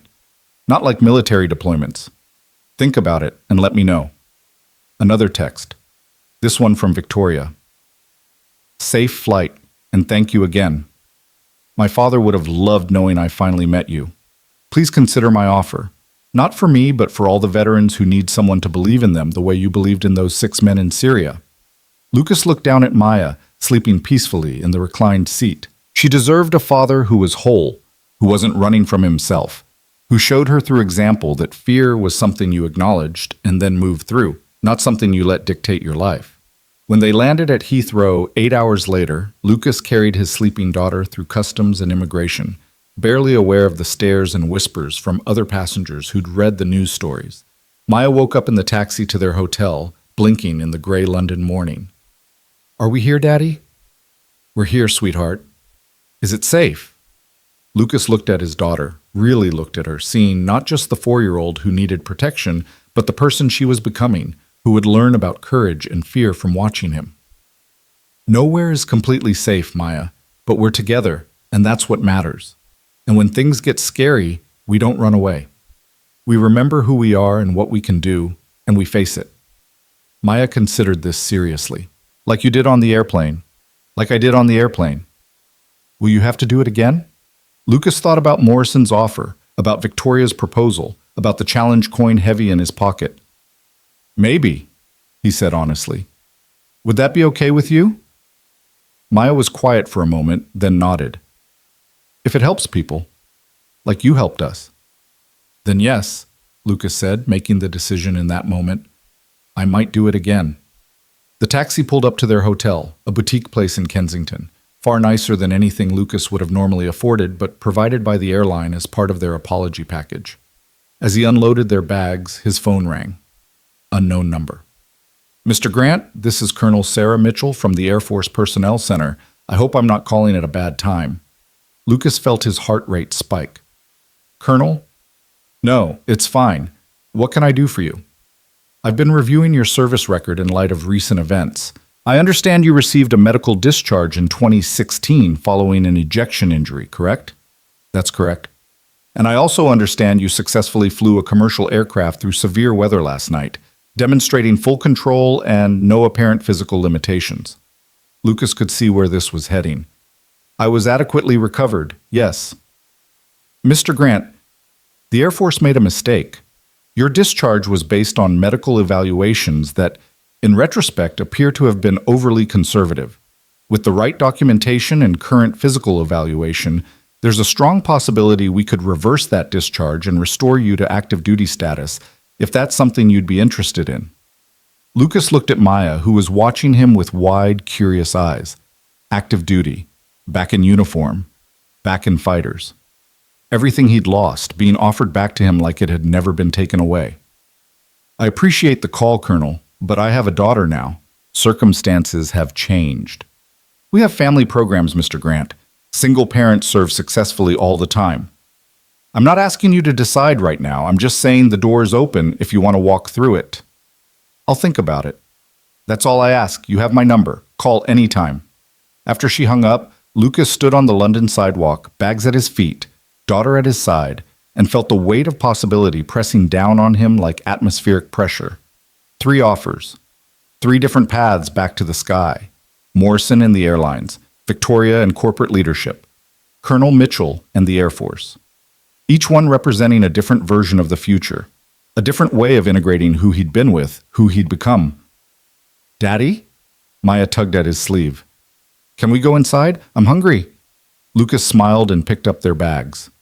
Of course, sweetheart. Let's get you fed. As they walked into the hotel, Lucas realized something fundamental had shifted. He'd spent 3 years convinced that he'd left the sky behind, that the crash and the discharge had ended that chapter of his life permanently. But last night had proven what he'd secretly known all along. You couldn't separate yourself from your essential nature any more than you could separate water from being wet. The question now wasn't whether to return to flying. It was how to do it in a way that honored both the pilot he'd been and the father he'd become. And for the first time since the discharge, Lucas believed that might actually be possible. The London rain started on their third day, a steady drizzle that turned the city into something from a storybook.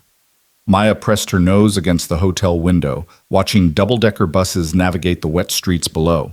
And Lucas sat at the desk with 3 business cards spread in front of him like tarot cards predicting possible futures. Morrison's card with the airline recruitment number. Victoria's business card with a handwritten note on the back. Call me when you're ready to change lives. Colonel Mitchell's official Air Force contact information, embossed and formal. 3 paths. 3 versions of who Lucas Grant could become. His phone had been ringing constantly since the story broke.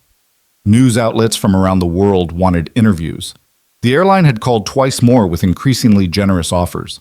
His former squadron commander had sent a long email expressing pride and offering to be a reference for whatever Lucas decided to pursue. Even his ex-wife had called, which Lucas had let go to voicemail, not ready for that particular conversation. Daddy, can we go to the Tower of London today? Maya asked, turning from the window. The lady at the desk said they have ravens that protect the kingdom. Lucas smiled. We can go wherever you want, sweetheart. That's why we're here.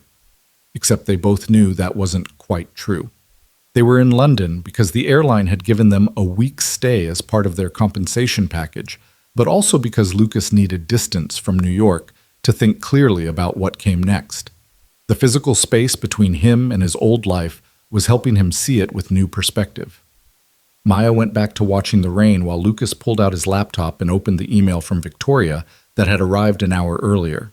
Attached was a detailed proposal for what she was calling the Hail Veterans Initiative, a comprehensive program that would recruit, train, and mentor former military personnel into corporate leadership positions.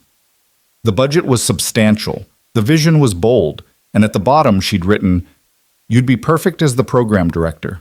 Name your terms. I'm serious about this." Lucas read through the proposal carefully. It was good work, thoughtful, well-researched, addressing real gaps in how corporations approached veteran hiring.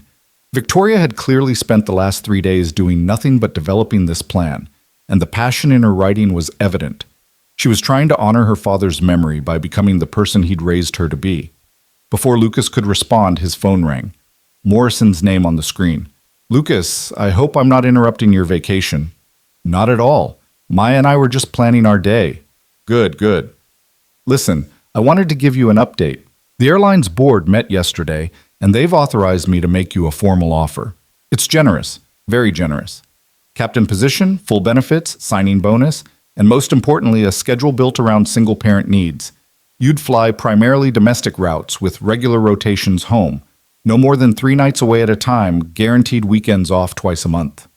Lucas felt his pulse quicken. That's more than I expected. You saved nearly 300 lives, Lucas, and you did it with a skill level that most of our captains couldn't match. The airline recognizes value when they see it. Morrison paused. I also spoke with the chief pilot. He's willing to work with you on recurrent training, getting you up to speed on the 777, 787. You'd start on domestic routes, build your hours, and transition to international if you wanted. But the focus would be stability, predictability, being there for your daughter. Can I ask you something? Lucas said. Lucas, why does this matter so much to you? You barely know me. Morrison was quiet for a moment. I watched my marriage fall apart because I was never home. Chose flying over being present. By the time I figured out what mattered, my kids were grown and my wife was gone. I rebuilt eventually, remarried, have a good life now. But I lost years I can't get back. His voice was heavy with old regret. You're at a crossroads, Lucas. You can choose the sky and your daughter. It doesn't have to be one or the other. I'm trying to make sure you don't make the mistakes I did. Lucas felt the weight of that honesty. I appreciate it. Really, I just need to be sure I'm making the right choice for Maya. Of course. No pressure. The offer stands as long as you need it to. Morrison cleared his throat. But I'll say this. Your daughter watched you step up when it mattered most. She saw you be brave. That's a powerful lesson. Imagine what she'd learn from watching you build a life that honors both your gifts and your responsibilities. After they hung up, Lucas sat staring at the rain-streaked window, thinking about Morrison's words. Maya had indeed watched him step up, had seen him walk toward danger rather than away from it. What message would it send if he now retreated back into the safe anonymity of the maintenance hangar? Daddy, you look sad. Maya had abandoned the window and was standing beside his chair, her small hand on his arm. Not sad, sweetheart. Just thinking about big decisions. About flying? Lucas looked at his daughter in surprise. How did you know? Sarah told me. The nice lady from the airplane. Maya climbed into his lap, fitting herself against his chest the way she'd done since she was an infant. She said you used to fly fighter jets and save people. She said you were a hero. Sarah talks too much, Lucas said, but without heat. Are you going to fly again? Would that be okay with you? If Daddy had to travel sometimes for work? Maya was quiet for a long moment, her fingers playing with the buttons on Lucas's shirt. Would you come back? Always. Every single time. Then it's okay. She looked up at him with eyes that were far too wise for 4 years old. Mommy left and didn't come back, but you always come back. The casual reference to her mother hit Lucas like a physical blow. They didn't talk about it often, the divorce, the custody battle, the way his ex-wife had chosen her new husband over shared custody, essentially abandoning Maya except for occasional supervised visits. Lucas had tried to shield Maya from the worst of it, but kids were perceptive. They understood more than adults gave them credit for. I will always come back to you, Lucas said fiercely. No matter what job I have, no matter where I go, you are my first priority. Always. I know. Maya snuggled closer. Can we still go see the Ravens? Lucas laughed, the tension breaking. Yes, let's go see the Ravens. They spent the afternoon at the Tower of London, watching the legendary birds strut across the grounds while a beefeater guide told stories about kings and queens and executions. Maya was enthralled, asking questions with her characteristic intensity, and Lucas found himself relaxing for the first time since the emergency landing. His phone buzzed with a text from Victoria. I'm in London. Long story. Can we meet? I have something to show you. Lucas stared at the message in surprise. Victoria was in London? He texted back. At Tower of London with Maya. Done around 4? The response came immediately. Perfect. Meet me at the Ivy, 5 p.m. I'll buy you both dinner. Maya likes fish and chips, right? Lucas smiled despite himself. Victoria had done her homework. He texted confirmation and returned his attention to Maya, who was trying to convince him to buy her a toy raven from the gift shop. The Ivy was everything Lucas expected from a high-end London restaurant. Elegant without being stuffy, crowded with well-dressed patrons who probably didn't give second glances to grease-stained maintenance workers. But when Lucas and Maya arrived, Victoria was already there, looking considerably different from the polished executive he'd first encountered on the plane. She wore jeans and a sweater, her hair down instead of pulled back, minimal makeup. She looked younger, more approachable, and when she saw Maya, her face lit up with genuine warmth. You must be Maya. I've heard so much about you. Maya studied Victoria with the frank appraisal of childhood. You're the mean lady from the airplane. Victoria's face flushed, but to her credit, she didn't flinch. I was mean, wasn't I? I said some really unkind things to your dad. I'm sorry about that. Did you apologize to him? I did. Several times. Maya considered this. Did he forgive you? He did. Then I guess it's okay. Maya turned to Lucas. Can I get fish and chips? The adults laughed, the tension breaking, and they settled into a booth. Victoria had brought a portfolio case, which she set on the seat beside her, but she didn't open it immediately. Instead, she focused on making Maya comfortable, asking about the Tower of London, about the Ravens, about what else Maya wanted to see in the city. Lucas watched this interaction with growing respect. Victoria was genuinely trying, making an effort to connect with his daughter not as a prop or an obligation, but as a person worth knowing. It was a far cry from the woman who'd sneered at children in business class. After Maya was settled with her dinner and a coloring book the restaurant provided, Victoria finally turned to Lucas. "I need to show you something. It's part of why I flew out here." "Get." She opened the portfolio and pulled out a newspaper clipping, yellowed with age, protected in a plastic sleeve. The headline read, "6 Rescued in Daring Syria Operation." Below it was a photo of a younger Colonel James Hale standing with his helicopter crew, all of them looking exhausted but alive. "This ran in the Air Force Times 2 weeks after the rescue," Victoria explained. "My father kept it framed in his office." "Read it." Lucas took the clipping and scanned the article. It described the mission in clinical detail: the ambush, the helicopter going down, the F-16 pilot who'd refused to leave, the eventual successful extraction. There was a quote from Colonel Hale. "I owe my life to Captain Grant.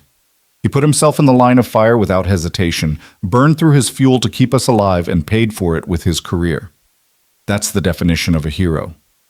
"I never knew he said that," Lucas said quietly. "There's more." Victoria pulled out another document, a photocopy of what looked like a military commendation. "My father recommended you for the Silver Star, did you know that?" Lucas shook his head. He'd received a commendation for the Syria mission, but nothing that significant. "It was denied because the mission was classified, but my father fought for it. Wrote letters, filed appeals, made calls. He wanted people to know what you'd done." Victoria's voice was thick with emotion. "He talked about you until the day he died. Called you the finest pilot he'd ever seen. Said if he ever got the chance to meet you, he'd tell you that you were the reason he got to see me get married. The reason he got to meet his grandson. The reason he had 2 more years of life." Lucas felt his throat tighten. He'd never thought about the ripple effects of that mission, about the lives that had continued because of his choices. He'd been focused on what he'd lost, his career, his physical capability, eventually his marriage. He'd never considered what others had gained. "Why are you showing me this?" he asked. "Because I want you to understand what you mean, not just to me, but to everyone whose life you touched." Victoria pulled out more documents, letters from the other crew members who'd been rescued, all expressing gratitude, all mentioning Lucas by name. "These men wrote to my father over the years. Every single one of them mentioned you. 2 of them named their kids Lucas. One of them became a helicopter pilot instructor and tells your story to every class he teaches." She spread the letters across the table, a paper testament to impact Lucas had never known existed. "You think you're just a maintenance worker, just a single dad trying to get by. But you're so much more than that, Lucas. You're someone who changes lives just by being who you are." Maya looked up from her coloring. "Are those letters about my daddy?" "They are," Victoria said. "They're from people whose lives your daddy saved." Maya studied the letters with interest. "My daddy's a hero." "He really is." Lucas felt overwhelmed by the weight of it all, the letters, the commendation he'd never received, the gratitude of men he barely remembered. "I was just doing my job." "That's what heroes always say," Victoria replied. "But here's the thing. You have a chance to keep doing that job, not the exact same way, but in ways that still matter. Morrison told me about the airline offer. Colonel Mitchell told me about the Air Force reinstatement possibility, and you know about my proposal." "You talked to Morrison and Colonel Mitchell?" "I called them.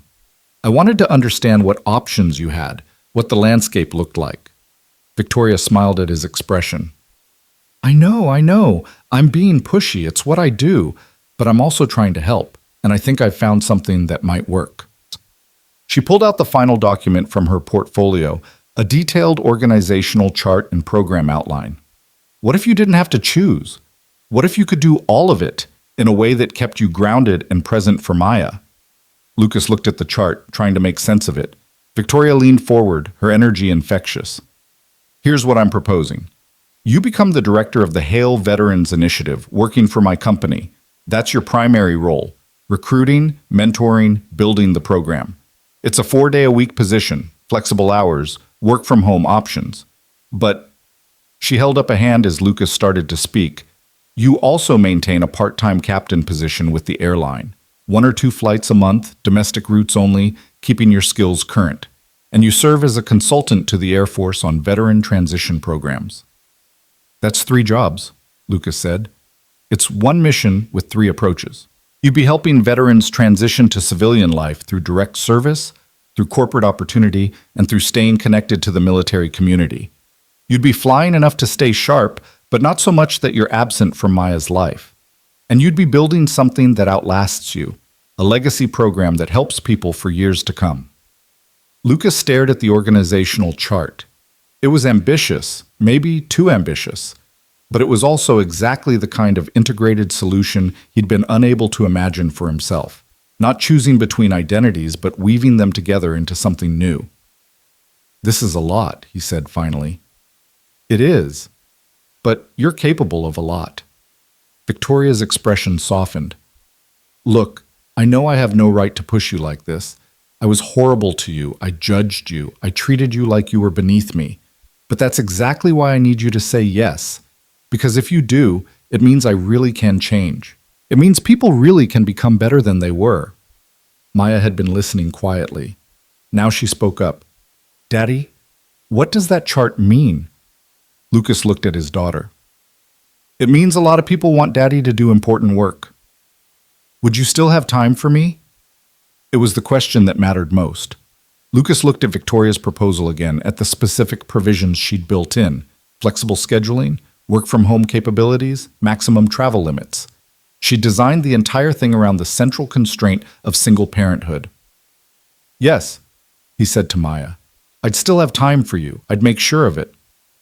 Then you should do it, Maya said with the simple confidence of childhood. You should help people. That's what heroes do. Victoria's eyes were suspiciously bright. She's wise, your daughter. She gets it from her mother, Lucas said automatically, then caught himself. That wasn't quite true anymore, if it ever had been. Maya's wisdom came from having to grow up faster than she should have, from learning to read the adults around her for signs of stability or abandonment. They finished dinner talking through the practical details. Victoria had thought of everything: compensation packages, benefits, childcare support, even a provisional timeline for getting started. She'd put as much energy into this proposal as she probably put into her multi-million-dollar business deals, and Lucas found himself moved by the dedication. I need to think about it, he said as they were leaving the restaurant. This is a big decision. Take all the time you need, Victoria said. Well, maybe not all the time. I'd like an answer by the end of the month. Lucas laughed. 2 weeks. That's not a lot of time. It's enough time to know what you want. Victoria knelt down to Maya's level. Thank you for sharing your daddy with me tonight. And thank you for forgiving me for being mean. Maya studied her seriously. You're nicer now. I'm trying to be. Your daddy's teaching me how. After Victoria left in a taxi, Lucas and Maya walked back to their hotel through the London evening. The rain had stopped, leaving the streets glistening under streetlights. Maya held his hand, swinging their arms between them. Do you like that lady now? Maya asked. I think I'm starting to, Lucas admitted. She made some mistakes, but she's trying to fix them. Like when I spilled juice on the carpet and helped you clean it up? Exactly like that. Daddy, Maya's voice turned serious. If you take those jobs, will you be happy? Lucas stopped walking and knelt down to meet Maya's eyes. What makes you ask that? You've been sad for a long time, since Mommy left. I want you to be happy again. The observation cut through Lucas like a blade. He'd thought he'd been hiding it, maintaining a cheerful facade for Maya's sake. But of course she'd noticed. Children always noticed. I want to be happy too, sweetheart, and I think maybe doing work that matters might help with that. Then you should do it. Maya hugged him fiercely. And I'll help you. I'll be really good when you have to work. Lucas held his daughter, this small person who'd somehow become his anchor and his compass, and felt something shift inside him. He'd been thinking about this decision as choosing between competing goods, flying versus parenting, service versus stability. But maybe it wasn't about choosing. Maybe it was about integration, about finding a way to be fully himself while also being fully present for Maya. They spent the next week exploring London. Lucas took Maya to museums and parks, to the British Library and Buckingham Palace, to afternoon tea at Fortnum and Mason, where she tried clotted cream and declared it weird but good. They rode the London Eye and took a boat down the Thames and fed ducks in Hyde Park. And every evening, after Maya fell asleep, Lucas sat with his laptop and worked through the implications of Victoria's proposal. He called Morrison and discussed how the airline component would work. He called Colonel Mitchell and talked about the Air Force consulting role. He even called his former squadron commander, who enthusiastically endorsed the whole plan and offered to help with military connections. Slowly, over the course of those 7 days, Lucas came to understand that this wasn't really about the jobs themselves. It was about reclaiming his identity, about stepping out of the shadow of the crash and the discharge and the divorce and becoming someone who could hold multiple truths at once: pilot and father, hero and human, exceptional and ordinary. On their last night in London, Lucas sat at the hotel desk with a blank email open, addressed to Victoria.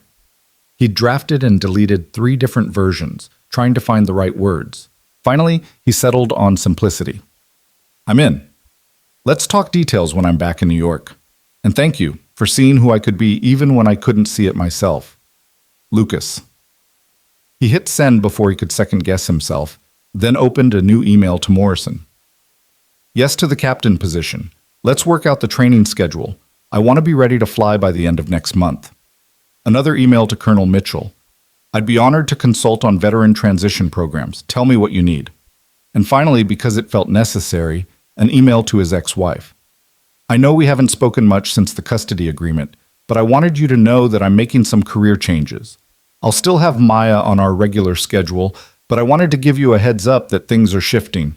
I'm going back to flying, among other things. I hope you're well. Lucas? He sent them all before he could overthink it, then closed the laptop and went to stand by the window. London spread out below him. Millions of lives intersecting in the darkness, each one carrying its own weight of decisions and consequences and possibilities. His phone buzzed almost immediately. Victoria, I just did a literal happy dance in my hotel room. Thank you for trusting me. This is going to be amazing. Then Morrison. Outstanding news. Welcome aboard, Captain Grant. I'll send the paperwork tomorrow. Colonel Mitchell. Excellent. I'll brief the transition team. They're going to be thrilled to have you involved. And finally, unexpectedly, his ex-wife. That's wonderful news, Lucas. You should never have stopped flying. You were always meant for the sky. I'm sorry I didn't understand that when it mattered. I'm glad you're finding your way back. Lucas stared at that last message for a long time, feeling the complicated mix of anger and forgiveness and regret that always came with thoughts of his ex-wife. She'd hurt him badly, had abandoned Maya in all but the legal sense. But she'd also been right about one thing: he'd been meant for the sky. He was just learning now that he could belong to the sky and to the earth at the same time, to the cockpit and to the bedtime stories, to the missions and to the small daily moments that made up a life worth living. Maya called out from the bedroom, half asleep. Daddy? Right here, sweetheart. Love you. Love you too, Maya, more than all the stars in the sky. Lucas returned to the bedroom and climbed into bed beside his daughter, pulling her close. Outside, London continued its nocturnal dance, indifferent to the small revolution happening in this hotel room where a man was slowly becoming whole again. Tomorrow they'd fly home to New York. Tomorrow, the real work would begin. Training for the airline, building the veterans program, navigating the complex logistics of a life split between sky and ground. Tomorrow there would be challenges and setbacks and moments of doubt. But tonight, Lucas Grant, father, pilot, hero, human, simply held his daughter and let himself feel something he hadn't felt in 3 years. Hope for a future that honored both who he'd been and who he was becoming. The sky would wait. It had waited this long, and when he returned to it, he'd return as a better version of himself. Not running from responsibility, but integrating it. Not choosing between loves, but learning to hold them all at once. That was the real victory, Lucas realized as sleep began to claim him. Not the emergency landing, not the lives saved, not even the job offers and second chances. The real victory was learning that you could put yourself back together differently than you'd been broken, that you could build a life that made room for all of who you were. As consciousness faded, Lucas's last thought was of Colonel Hale, a man he'd never met but whose legacy had somehow led to this moment. The colonel would have approved, Lucas thought, would have understood that true service wasn't about sacrifice, it was about showing up as your fullest self, whatever form that took. And tomorrow Lucas would begin showing up again, not as the man he'd been or the man he'd tried to become, but as someone entirely new, shaped by failure and saved by love, grounded by fatherhood and freed by flight, humble enough to accept help and brave enough to soar. The story wasn't over. It was just beginning. The flight home from London was everything the outbound journey hadn't been, smooth, uneventful, almost boring in its predictability. Maya slept most of the way, her head resting against Lucas's shoulder, while he sat awake thinking about the enormous changes waiting for them in New York. He'd sent the emails, made the commitments, set wheels in motion that couldn't easily be stopped. There was no going back now to the quiet anonymity of Hangar 7, to the safe predictability of changing oil and checking hydraulics while pretending he'd never known the sky. When they landed at JFK, Lucas felt the strange sensation of coming home to a place that no longer quite fit. The airport looked the same crowds, same noise, same controlled chaos. But he was seeing it through different eyes now. This wasn't just where he worked. It was where he'd be flying from soon, where he'd walk through as a captain rather than maintenance crew, where his whole relationship to the space would transform. His supervisor from the hangar was waiting at baggage claim, which surprised Lucas until he saw the expression on the older man's face, pride mixed with something like sadness. Grant. Tom Rivera had worked at JFK for 30 years, had hired Lucas 3 years ago without asking too many questions about why a former fighter pilot was applying for wrench work. Heard you've been busy. Lucas shifted Maya to his other hip. She was getting too big to carry like this, but she was tired and clingy after the long flight. Word travels fast. You saved almost 300 people, then turned down every interview request. That made the news almost as much as the rescue itself. Rivera smiled. Always knew you were overqualified for the hangar. Figured you had your reasons for being there. I did. I still do. But you're leaving anyway. It wasn't a question. Lucas nodded. Got some opportunities I can't pass up. I'm sorry for the short notice. Rivera waved that away. Don't apologize for stepping into your future, but I need to know. Are you coming back at all? Even part-time? Because if not, I need to start the hiring process. I'd like to stay on per diem if that's possible. Maybe one shift a week, keep my hand in the practical side. Lucas meant it. The maintenance work had taught him things about aircraft that he'd never learned as a pilot, had given him an appreciation for the mechanics that made flight possible. He didn't want to lose that connection entirely. Per diem works. Hell, having a captain-rated pilot in the hangar will be useful for training purposes. Rivera extended his hand. Congratulations, Lucas, truly. You deserve this. They shook hands, and Lucas felt the weight of another transition settling into place. He was letting go of the life he'd built in pieces, the safe harbor he'd constructed from the wreckage of his former self. It was terrifying and exhilarating in equal measure. The next 2 weeks passed in a blur of activity.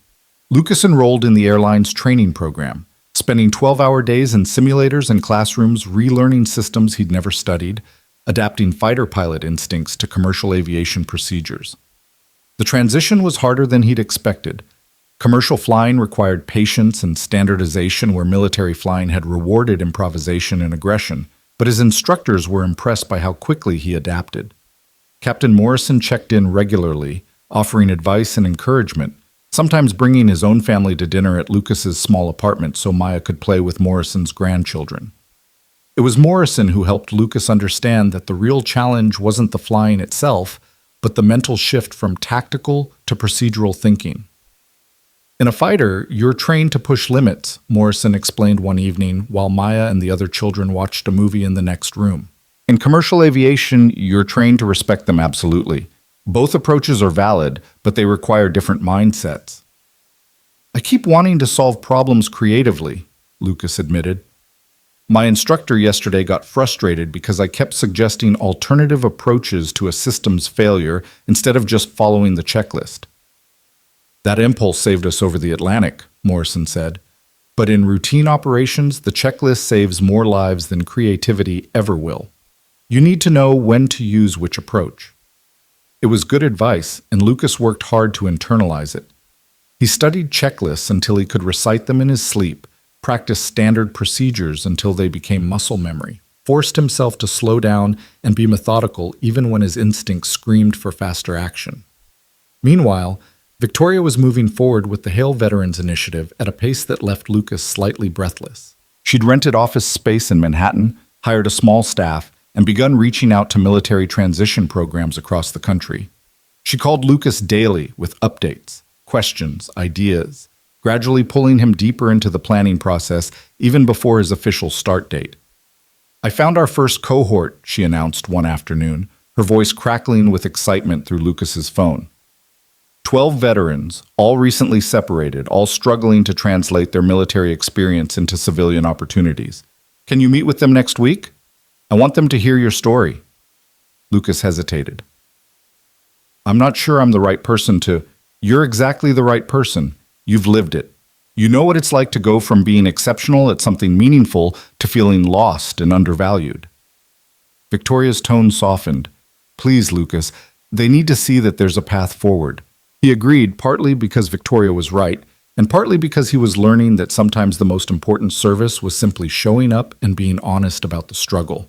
The meeting took place in Victoria's new office, a bright space overlooking Central Park that felt a world away from the maintenance hangar. The 12 veterans were a diverse group, different branches, different specialties, different ages, but they all wore the same expression Lucas recognized from his own mirror 3 years ago. Uncertainty masking barely controlled fear about whether they still had value in a world that didn't understand what they'd done or who they'd been. Lucas stood in front of them, feeling awkward and exposed, and decided to just tell the truth. 3 years ago, I ejected from a damaged F-16 over the Mediterranean. The ejection compressed my spine, ended my flying career, and eventually ended my marriage. I spent 6 months in physical therapy learning to walk without pain, then another 6 months applying for jobs I was overqualified for and getting rejected because I didn't have the right civilian credentials. He paused, seeing recognition in their eyes. I ended up in aircraft maintenance. Good work, honest work, but not what I'd trained for, not what I'd built my identity around, and I told myself that was fine, that I'd made peace with it, that being a good father was enough. He glanced at Victoria, who was watching him with an expression of quiet encouragement. But I was lying to myself. I hadn't made peace with it. I'd just given up. There's a difference. Lucas leaned against the desk, keeping his posture casual. 2 weeks ago, I was on a flight when the co-pilot collapsed. The captain asked if there were any pilots on board, and I almost didn't stand up. Almost let fear and shame keep me in my seat. But I thought about my daughter, about what lesson I'd be teaching her if I stayed silent when I had something to offer. He told them about the emergency landing, about the 40 minutes of flying through conditions that terrified him, about bringing the plane down safely and then having to figure out what came next. He told them about Morrison's offer and Victoria's proposal and Colonel Mitchell's call, about the impossible choice that had seemed like choosing between identities. "Here's what I learned," Lucas said. "You don't have to choose between who you were and who you're becoming. You can integrate both. You can honor your service by finding ways to keep serving that fit your current life. It won't look the same as it did in uniform, but it can matter just as much." A woman in the front row raised her hand. She was maybe 30, with the rigid posture of someone who'd spent years in military bearing. But how do you convince civilian employers that military experience matters? "I was a logistics officer, managed supply chains for entire forward operating bases. But every interviewer just sees military and assumes I can't adapt." Victoria stepped forward. "That's exactly what this program is designed to address. We're not just placing veterans in jobs. We're educating corporate leaders about the value you bring. Leadership under pressure, adaptability, mission focus. These aren't just military skills, they're exactly what companies need." The conversation continued for another hour, with Lucas and Victoria tag-teaming questions, sharing insights, gradually watching the defensive postures of the veterans begin to relax. By the end, several of them were smiling, a few were asking about specific opportunities, and all of them looked less defeated than when they'd arrived. After they left, Victoria collapsed into her desk chair with a satisfied grin. That was perfect. You were perfect. Did you see their faces when you talked about integrating identities instead of choosing? I was just being honest, Lucas said. Exactly. That's why it worked. Victoria pulled up a document on her computer. I want to do more of these sessions, maybe monthly, with different cohorts. You'd be the keynote speaker each time, sharing your journey. Then we bring in corporate partners who've successfully hired veterans. Make it a regular thing. Lucas considered this. Monthly speaking engagements on top of airline training and eventual flying duties and the Air Force consulting work seemed like a lot.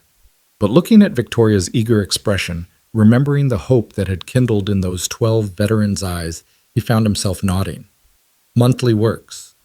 But we need to be strategic about scheduling. Once I start flying regular routes, my availability will be limited. Already thought of that. I'm coordinating with Morrison to make sure your flight schedule and program commitments don't conflict. Victoria's organizational skills were formidable.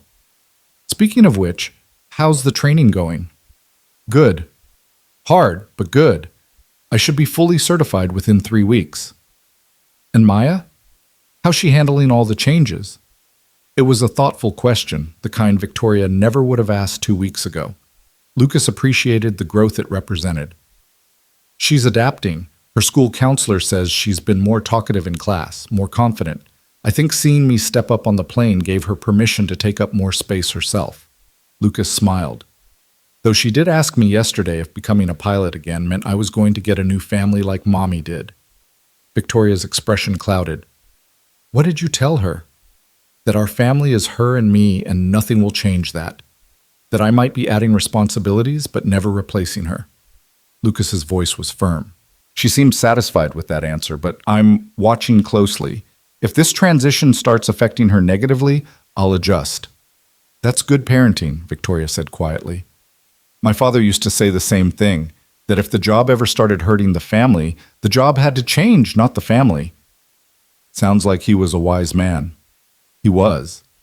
Victoria was quiet for a moment, then seemed to shake off the melancholy. I have something for you. Been waiting for the right moment. She opened her desk drawer and pulled out a framed photograph, the same one from her hotel room in Gander, showing Colonel Hale with his arm around young Victoria. But this one was different.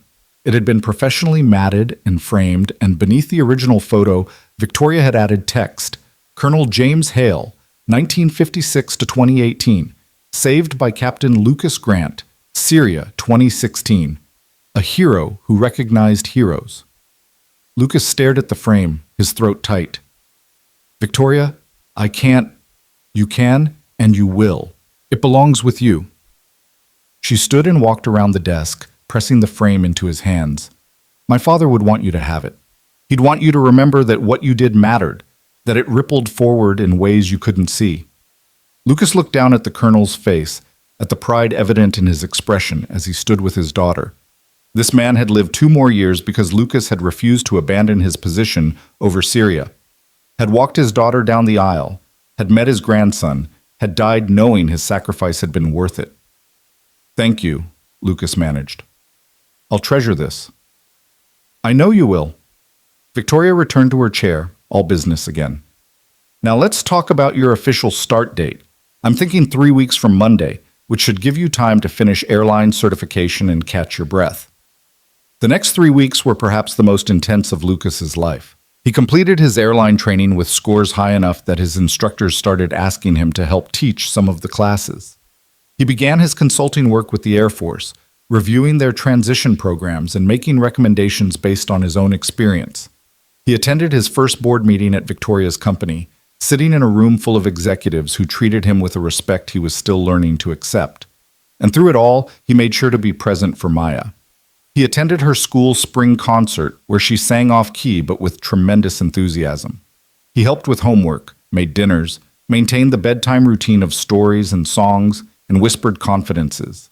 He taught her that transformation didn't mean abandonment, that growth didn't require leaving behind what mattered most. His ex-wife called one evening, which was unusual enough that Lucas's first thought was that something was wrong. "Everything okay?" he answered. "Everything's fine. I just—" She paused, and Lucas could hear something vulnerable in her voice. "I saw the news coverage about the emergency landing, and I've been thinking about what you said in your email about going back to flying." "Okay," Lucas said carefully. He was making dinner while Maya did homework at the kitchen table, and he wedged the phone between his shoulder and ear while stirring pasta. "I was wrong, Lucas, about so many things. I was wrong to make you choose between flying and family. I was wrong to leave when things got hard. I was wrong to assume you couldn't be both a pilot and a present father." She was crying now, soft and muffled. "Watching the interviews with the passengers you saved, hearing them talk about the calm single dad who became a hero, I realized I gave up on someone extraordinary because I was too scared to do the work of staying." Lucas felt a complicated mix of emotions: vindication, sadness, anger, pity. "I appreciate you saying that. I know I don't have the right to ask, but could we try again? Not romantically, I know that's over, but could we try co-parenting the way we should have from the start? I want to be in Maya's life properly. I want her to know both her parents." Lucas looked at Maya, bent over her math worksheet, tongue sticking out in concentration. She deserved to have her mother present if her mother was genuinely ready to step up. "We can try," he said. "But it has to be consistent.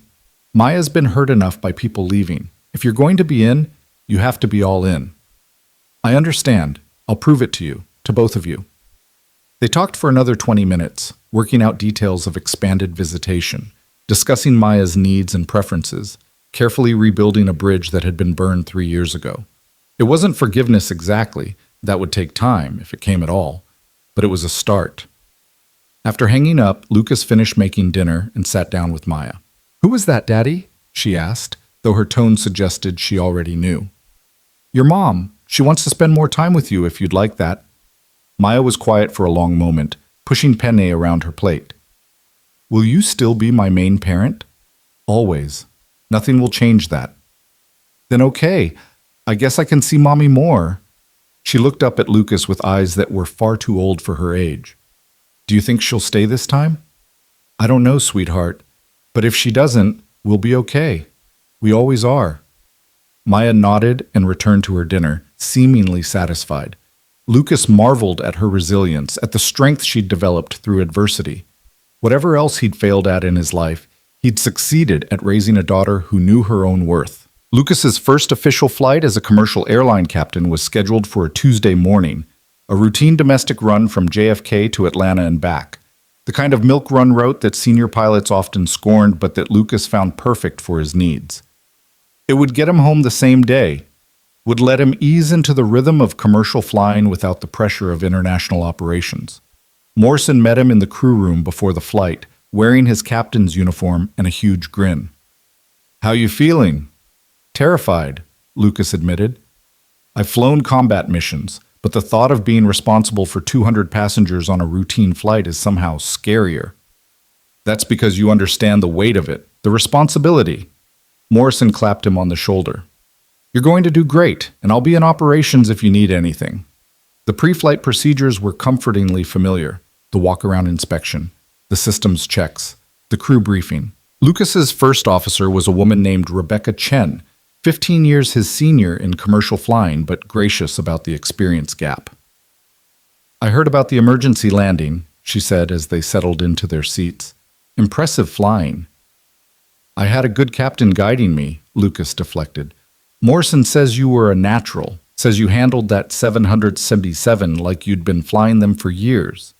Rebecca smiled. "I'm glad to have you in the left seat. Feel free to ask questions if anything's unfamiliar. Commercial procedures can be quirky." The flight itself was perfectly routine, which was exactly what Lucas needed. They pushed back on time, taxied smoothly, took off into clear skies. The 737 handled differently from the larger 777 he'd flown over the Atlantic, more responsive and nimble, and Lucas found himself enjoying the tactile feedback of the controls. Somewhere over Virginia, Rebecca looked over at him and smiled.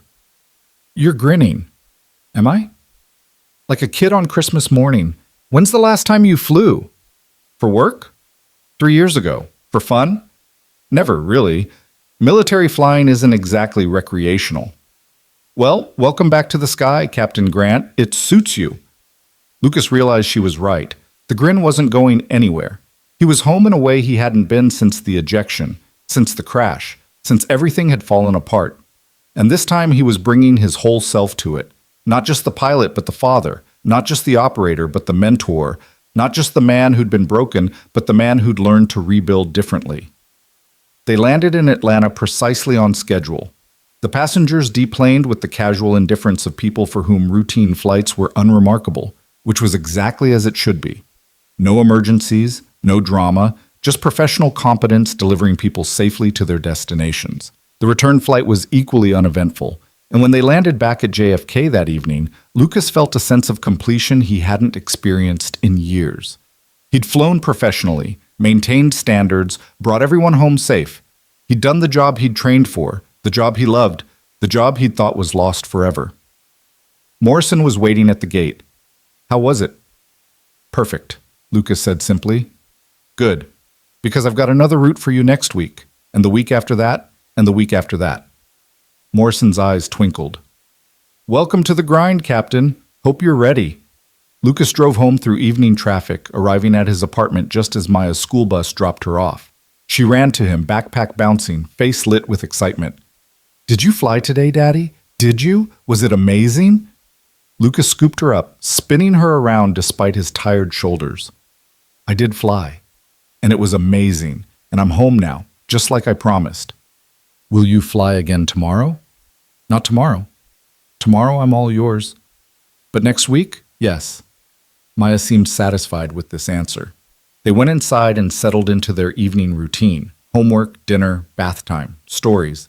The familiar rhythms of single parenthood that Lucas had come to treasure, now enriched by the knowledge that he didn't have to choose between this and the sky. Over the following months, Lucas settled into his new life with increasing confidence. He flew 2 or 3 times a month, building hours and experience, gradually taking on more challenging routes.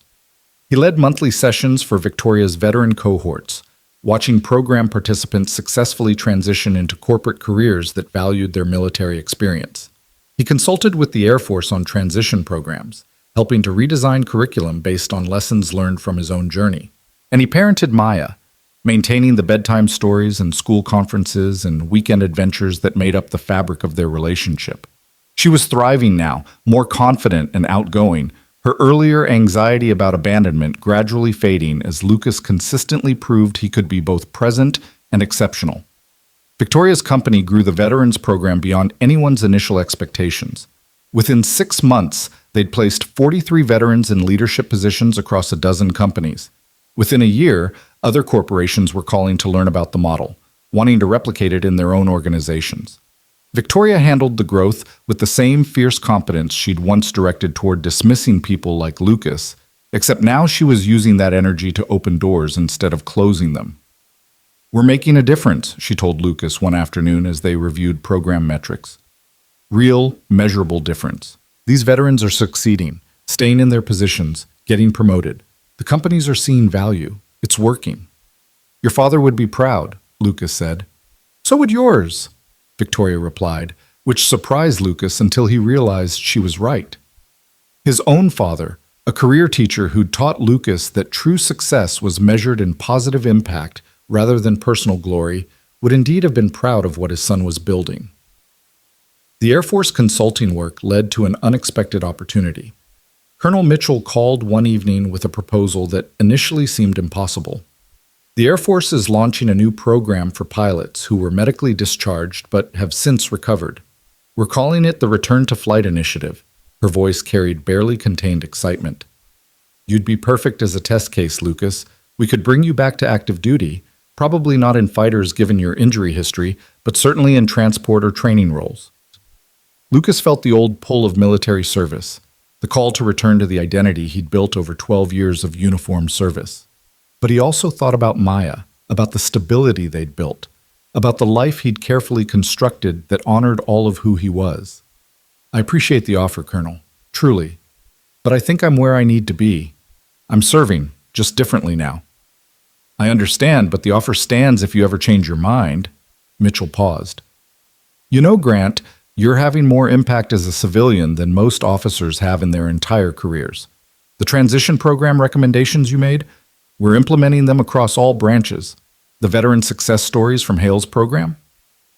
We're using them as case studies in separation counseling. You're changing the system from the outside. After they hung up, Lucas sat for a while thinking about impact and legacy, about how sometimes the most important service happened away from the spotlight, in the quiet accumulation of small victories that added up to systemic change. A year after the emergency landing, the airline held a ceremony honoring Lucas and Morrison for their actions that night. Lucas reluctantly agreed to attend only because Morrison insisted, and because the airline was also recognizing the flight attendants and ground crew who'd supported the emergency response. The ceremony was held at the airline's headquarters, with executives and media present. Lucas wore his captain's uniform, still feeling slightly uncomfortable with the authority it represented, and stood on the stage while a senior vice president described the events of that night. Captain Grant's actions exemplified the very best of aviation professionalism, the executive was saying. His skill, his composure under pressure, and his willingness to step forward when needed saved 287 lives. We are honored to have him as part of our team. They presented Lucas with a framed commendation and a crystal award that he immediately knew would end up in Maya's room because she'd think it was prettier than anything he'd want on display. But what mattered wasn't the award. It was seeing the faces of the people he'd saved. The airline had invited several passengers from that flight to attend, and during the reception afterward, they approached Lucas one by one to thank him. A businessman who'd been sleeping during the crisis, an elderly couple traveling to visit grandchildren, a young mother with an infant, each of them carrying their own lives forward because Lucas had chosen to stand up when the captain asked, and Victoria standing off to the side in an elegant suit, watching with pride evident in her expression. She'd brought her mother to the ceremony, introducing her to Lucas with obvious emotion. "Mom, this is Lucas Grant, the pilot I told you about, the one who saved Dad in Syria." Victoria's mother took Lucas's hands in both of hers, tears streaming down her face. "Thank you. Thank you for giving me 2 more years with my husband. Thank you for making sure he got to walk Victoria down the aisle. Thank you for being exactly who you are." Lucas felt his own eyes stinging. He was worth saving, ma'am. They all were. As the reception wound down, Lucas slipped outside for some air. He found Morrison already there, smoking a cigar despite repeated warnings from his doctor. "Those will kill you," Lucas observed. "So will a lot of things. Might as well enjoy something." Morrison offered the cigar, and Lucas waved it away. "Hell of a year you've had." "Hell of a year we've had," Lucas corrected. "None of this happens without you trusting me in that cockpit." I trusted you because you were trustworthy. Big difference." Morrison studied the glowing tip of his cigar. "You know what the best part of all this is? Watching you become comfortable with who you are. When I first met you, you were hiding, ashamed of what you'd lost, convinced you had nothing left to offer. Now look at you, captain, program director, consultant, mentor. You're not hiding anymore." "I had good teachers," Lucas said quietly. "Nah. You had people who recognized what was already there and gave you permission to let it out." Morrison stubbed out his cigar. "The question is, what's next? You've rebuilt your life. You've reclaimed your identity. What do you do with it now?"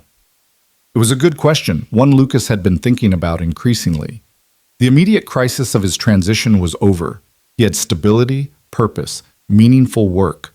But Morrison was right. There was a next chapter waiting to be written. "I think," Lucas said slowly, working it out as he spoke, "I want to expand what we're doing. Victoria's program is working for corporate transitions, but there are veterans struggling in ways that corporate jobs won't fix. Mental health issues, addiction, homelessness. I want to create something that addresses those harder cases." Morrison nodded thoughtfully.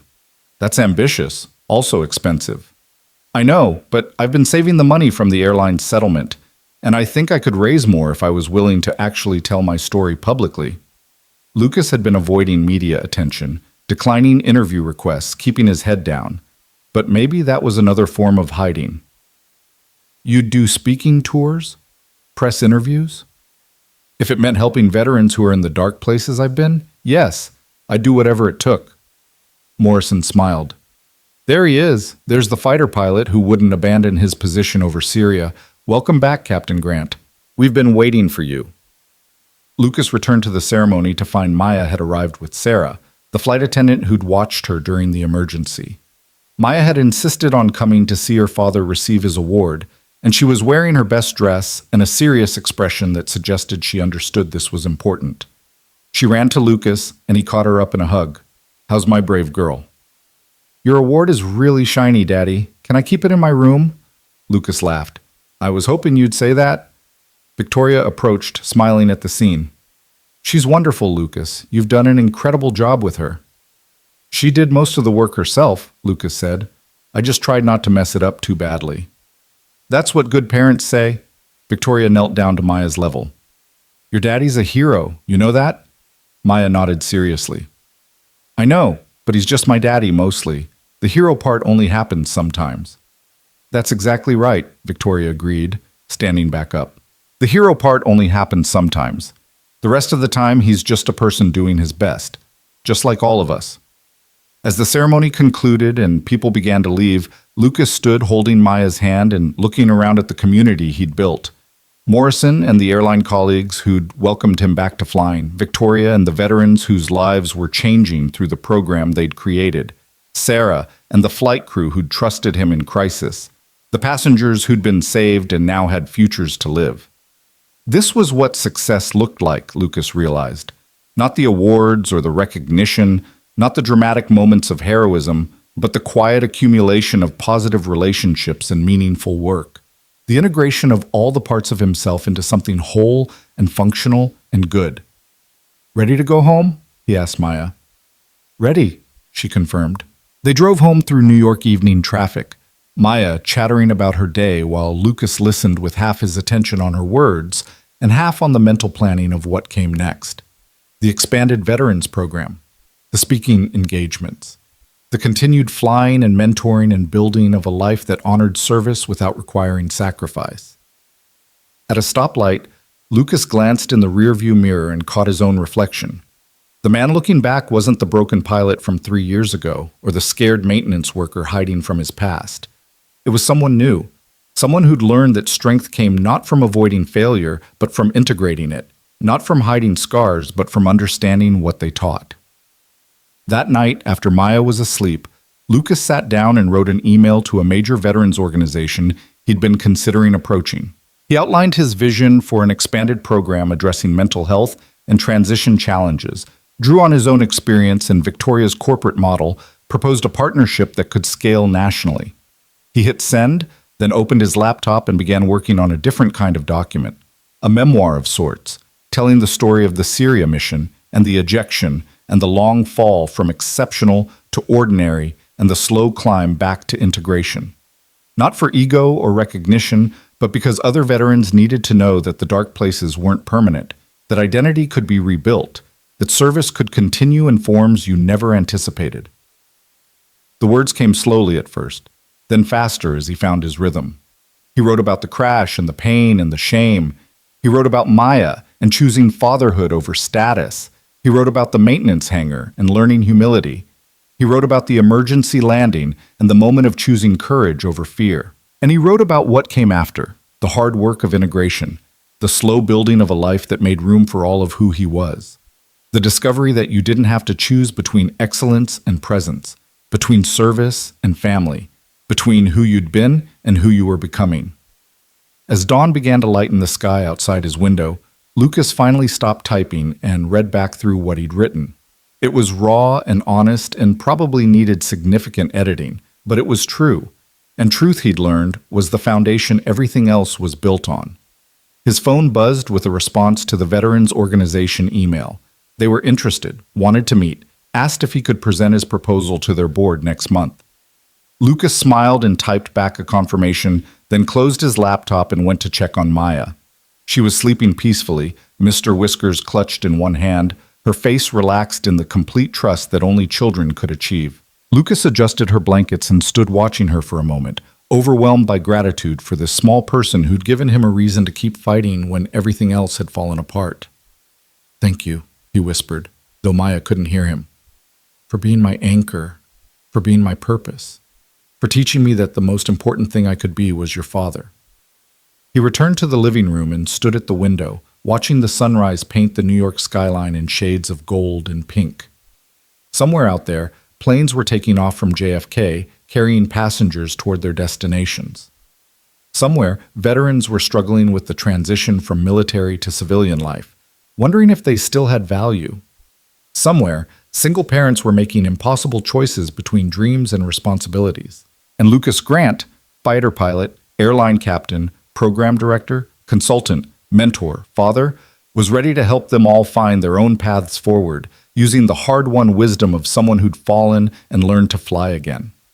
The sky was waiting, vast and infinite and full of possibility, but so was the ground, rich with the small daily moments that made up a life worth living. Lucas had learned he didn't have to choose between them.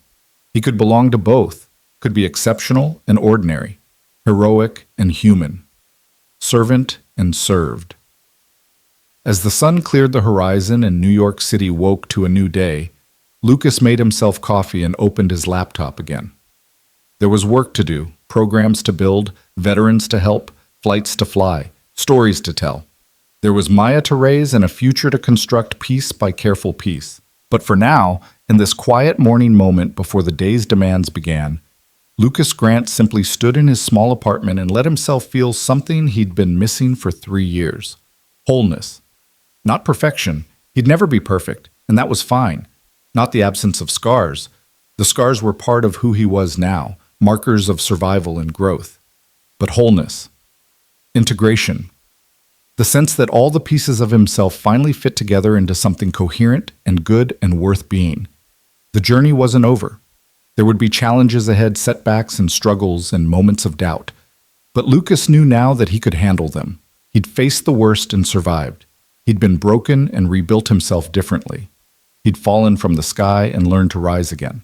And most importantly, he'd learned that true altitude wasn't measured in feet above sea level, but in the distance you'd traveled from who you'd been to who you'd become, in the lives you'd touched along the way, in the integrity with which you integrated all the parts of yourself into something whole. As Maya stirred in the next room, calling out sleepily for her father, Lucas set down his coffee and went to her. This was where he belonged, in the small moments and the large ones, in the cockpit and in the bedroom, in the sky and on the ground, exceptional when needed, but present always, hero sometimes, but father first and forever. The story of Lucas Grant, the CEO had mocked and fate had called, had reached its resolution not in dramatic rescue, but in quiet integration, not in choosing between lives, but in weaving them together, not in being perfect, but in being whole. And that, Lucas realized as he scooped up his daughter and she wrapped her arms around his neck, was the only ending that mattered.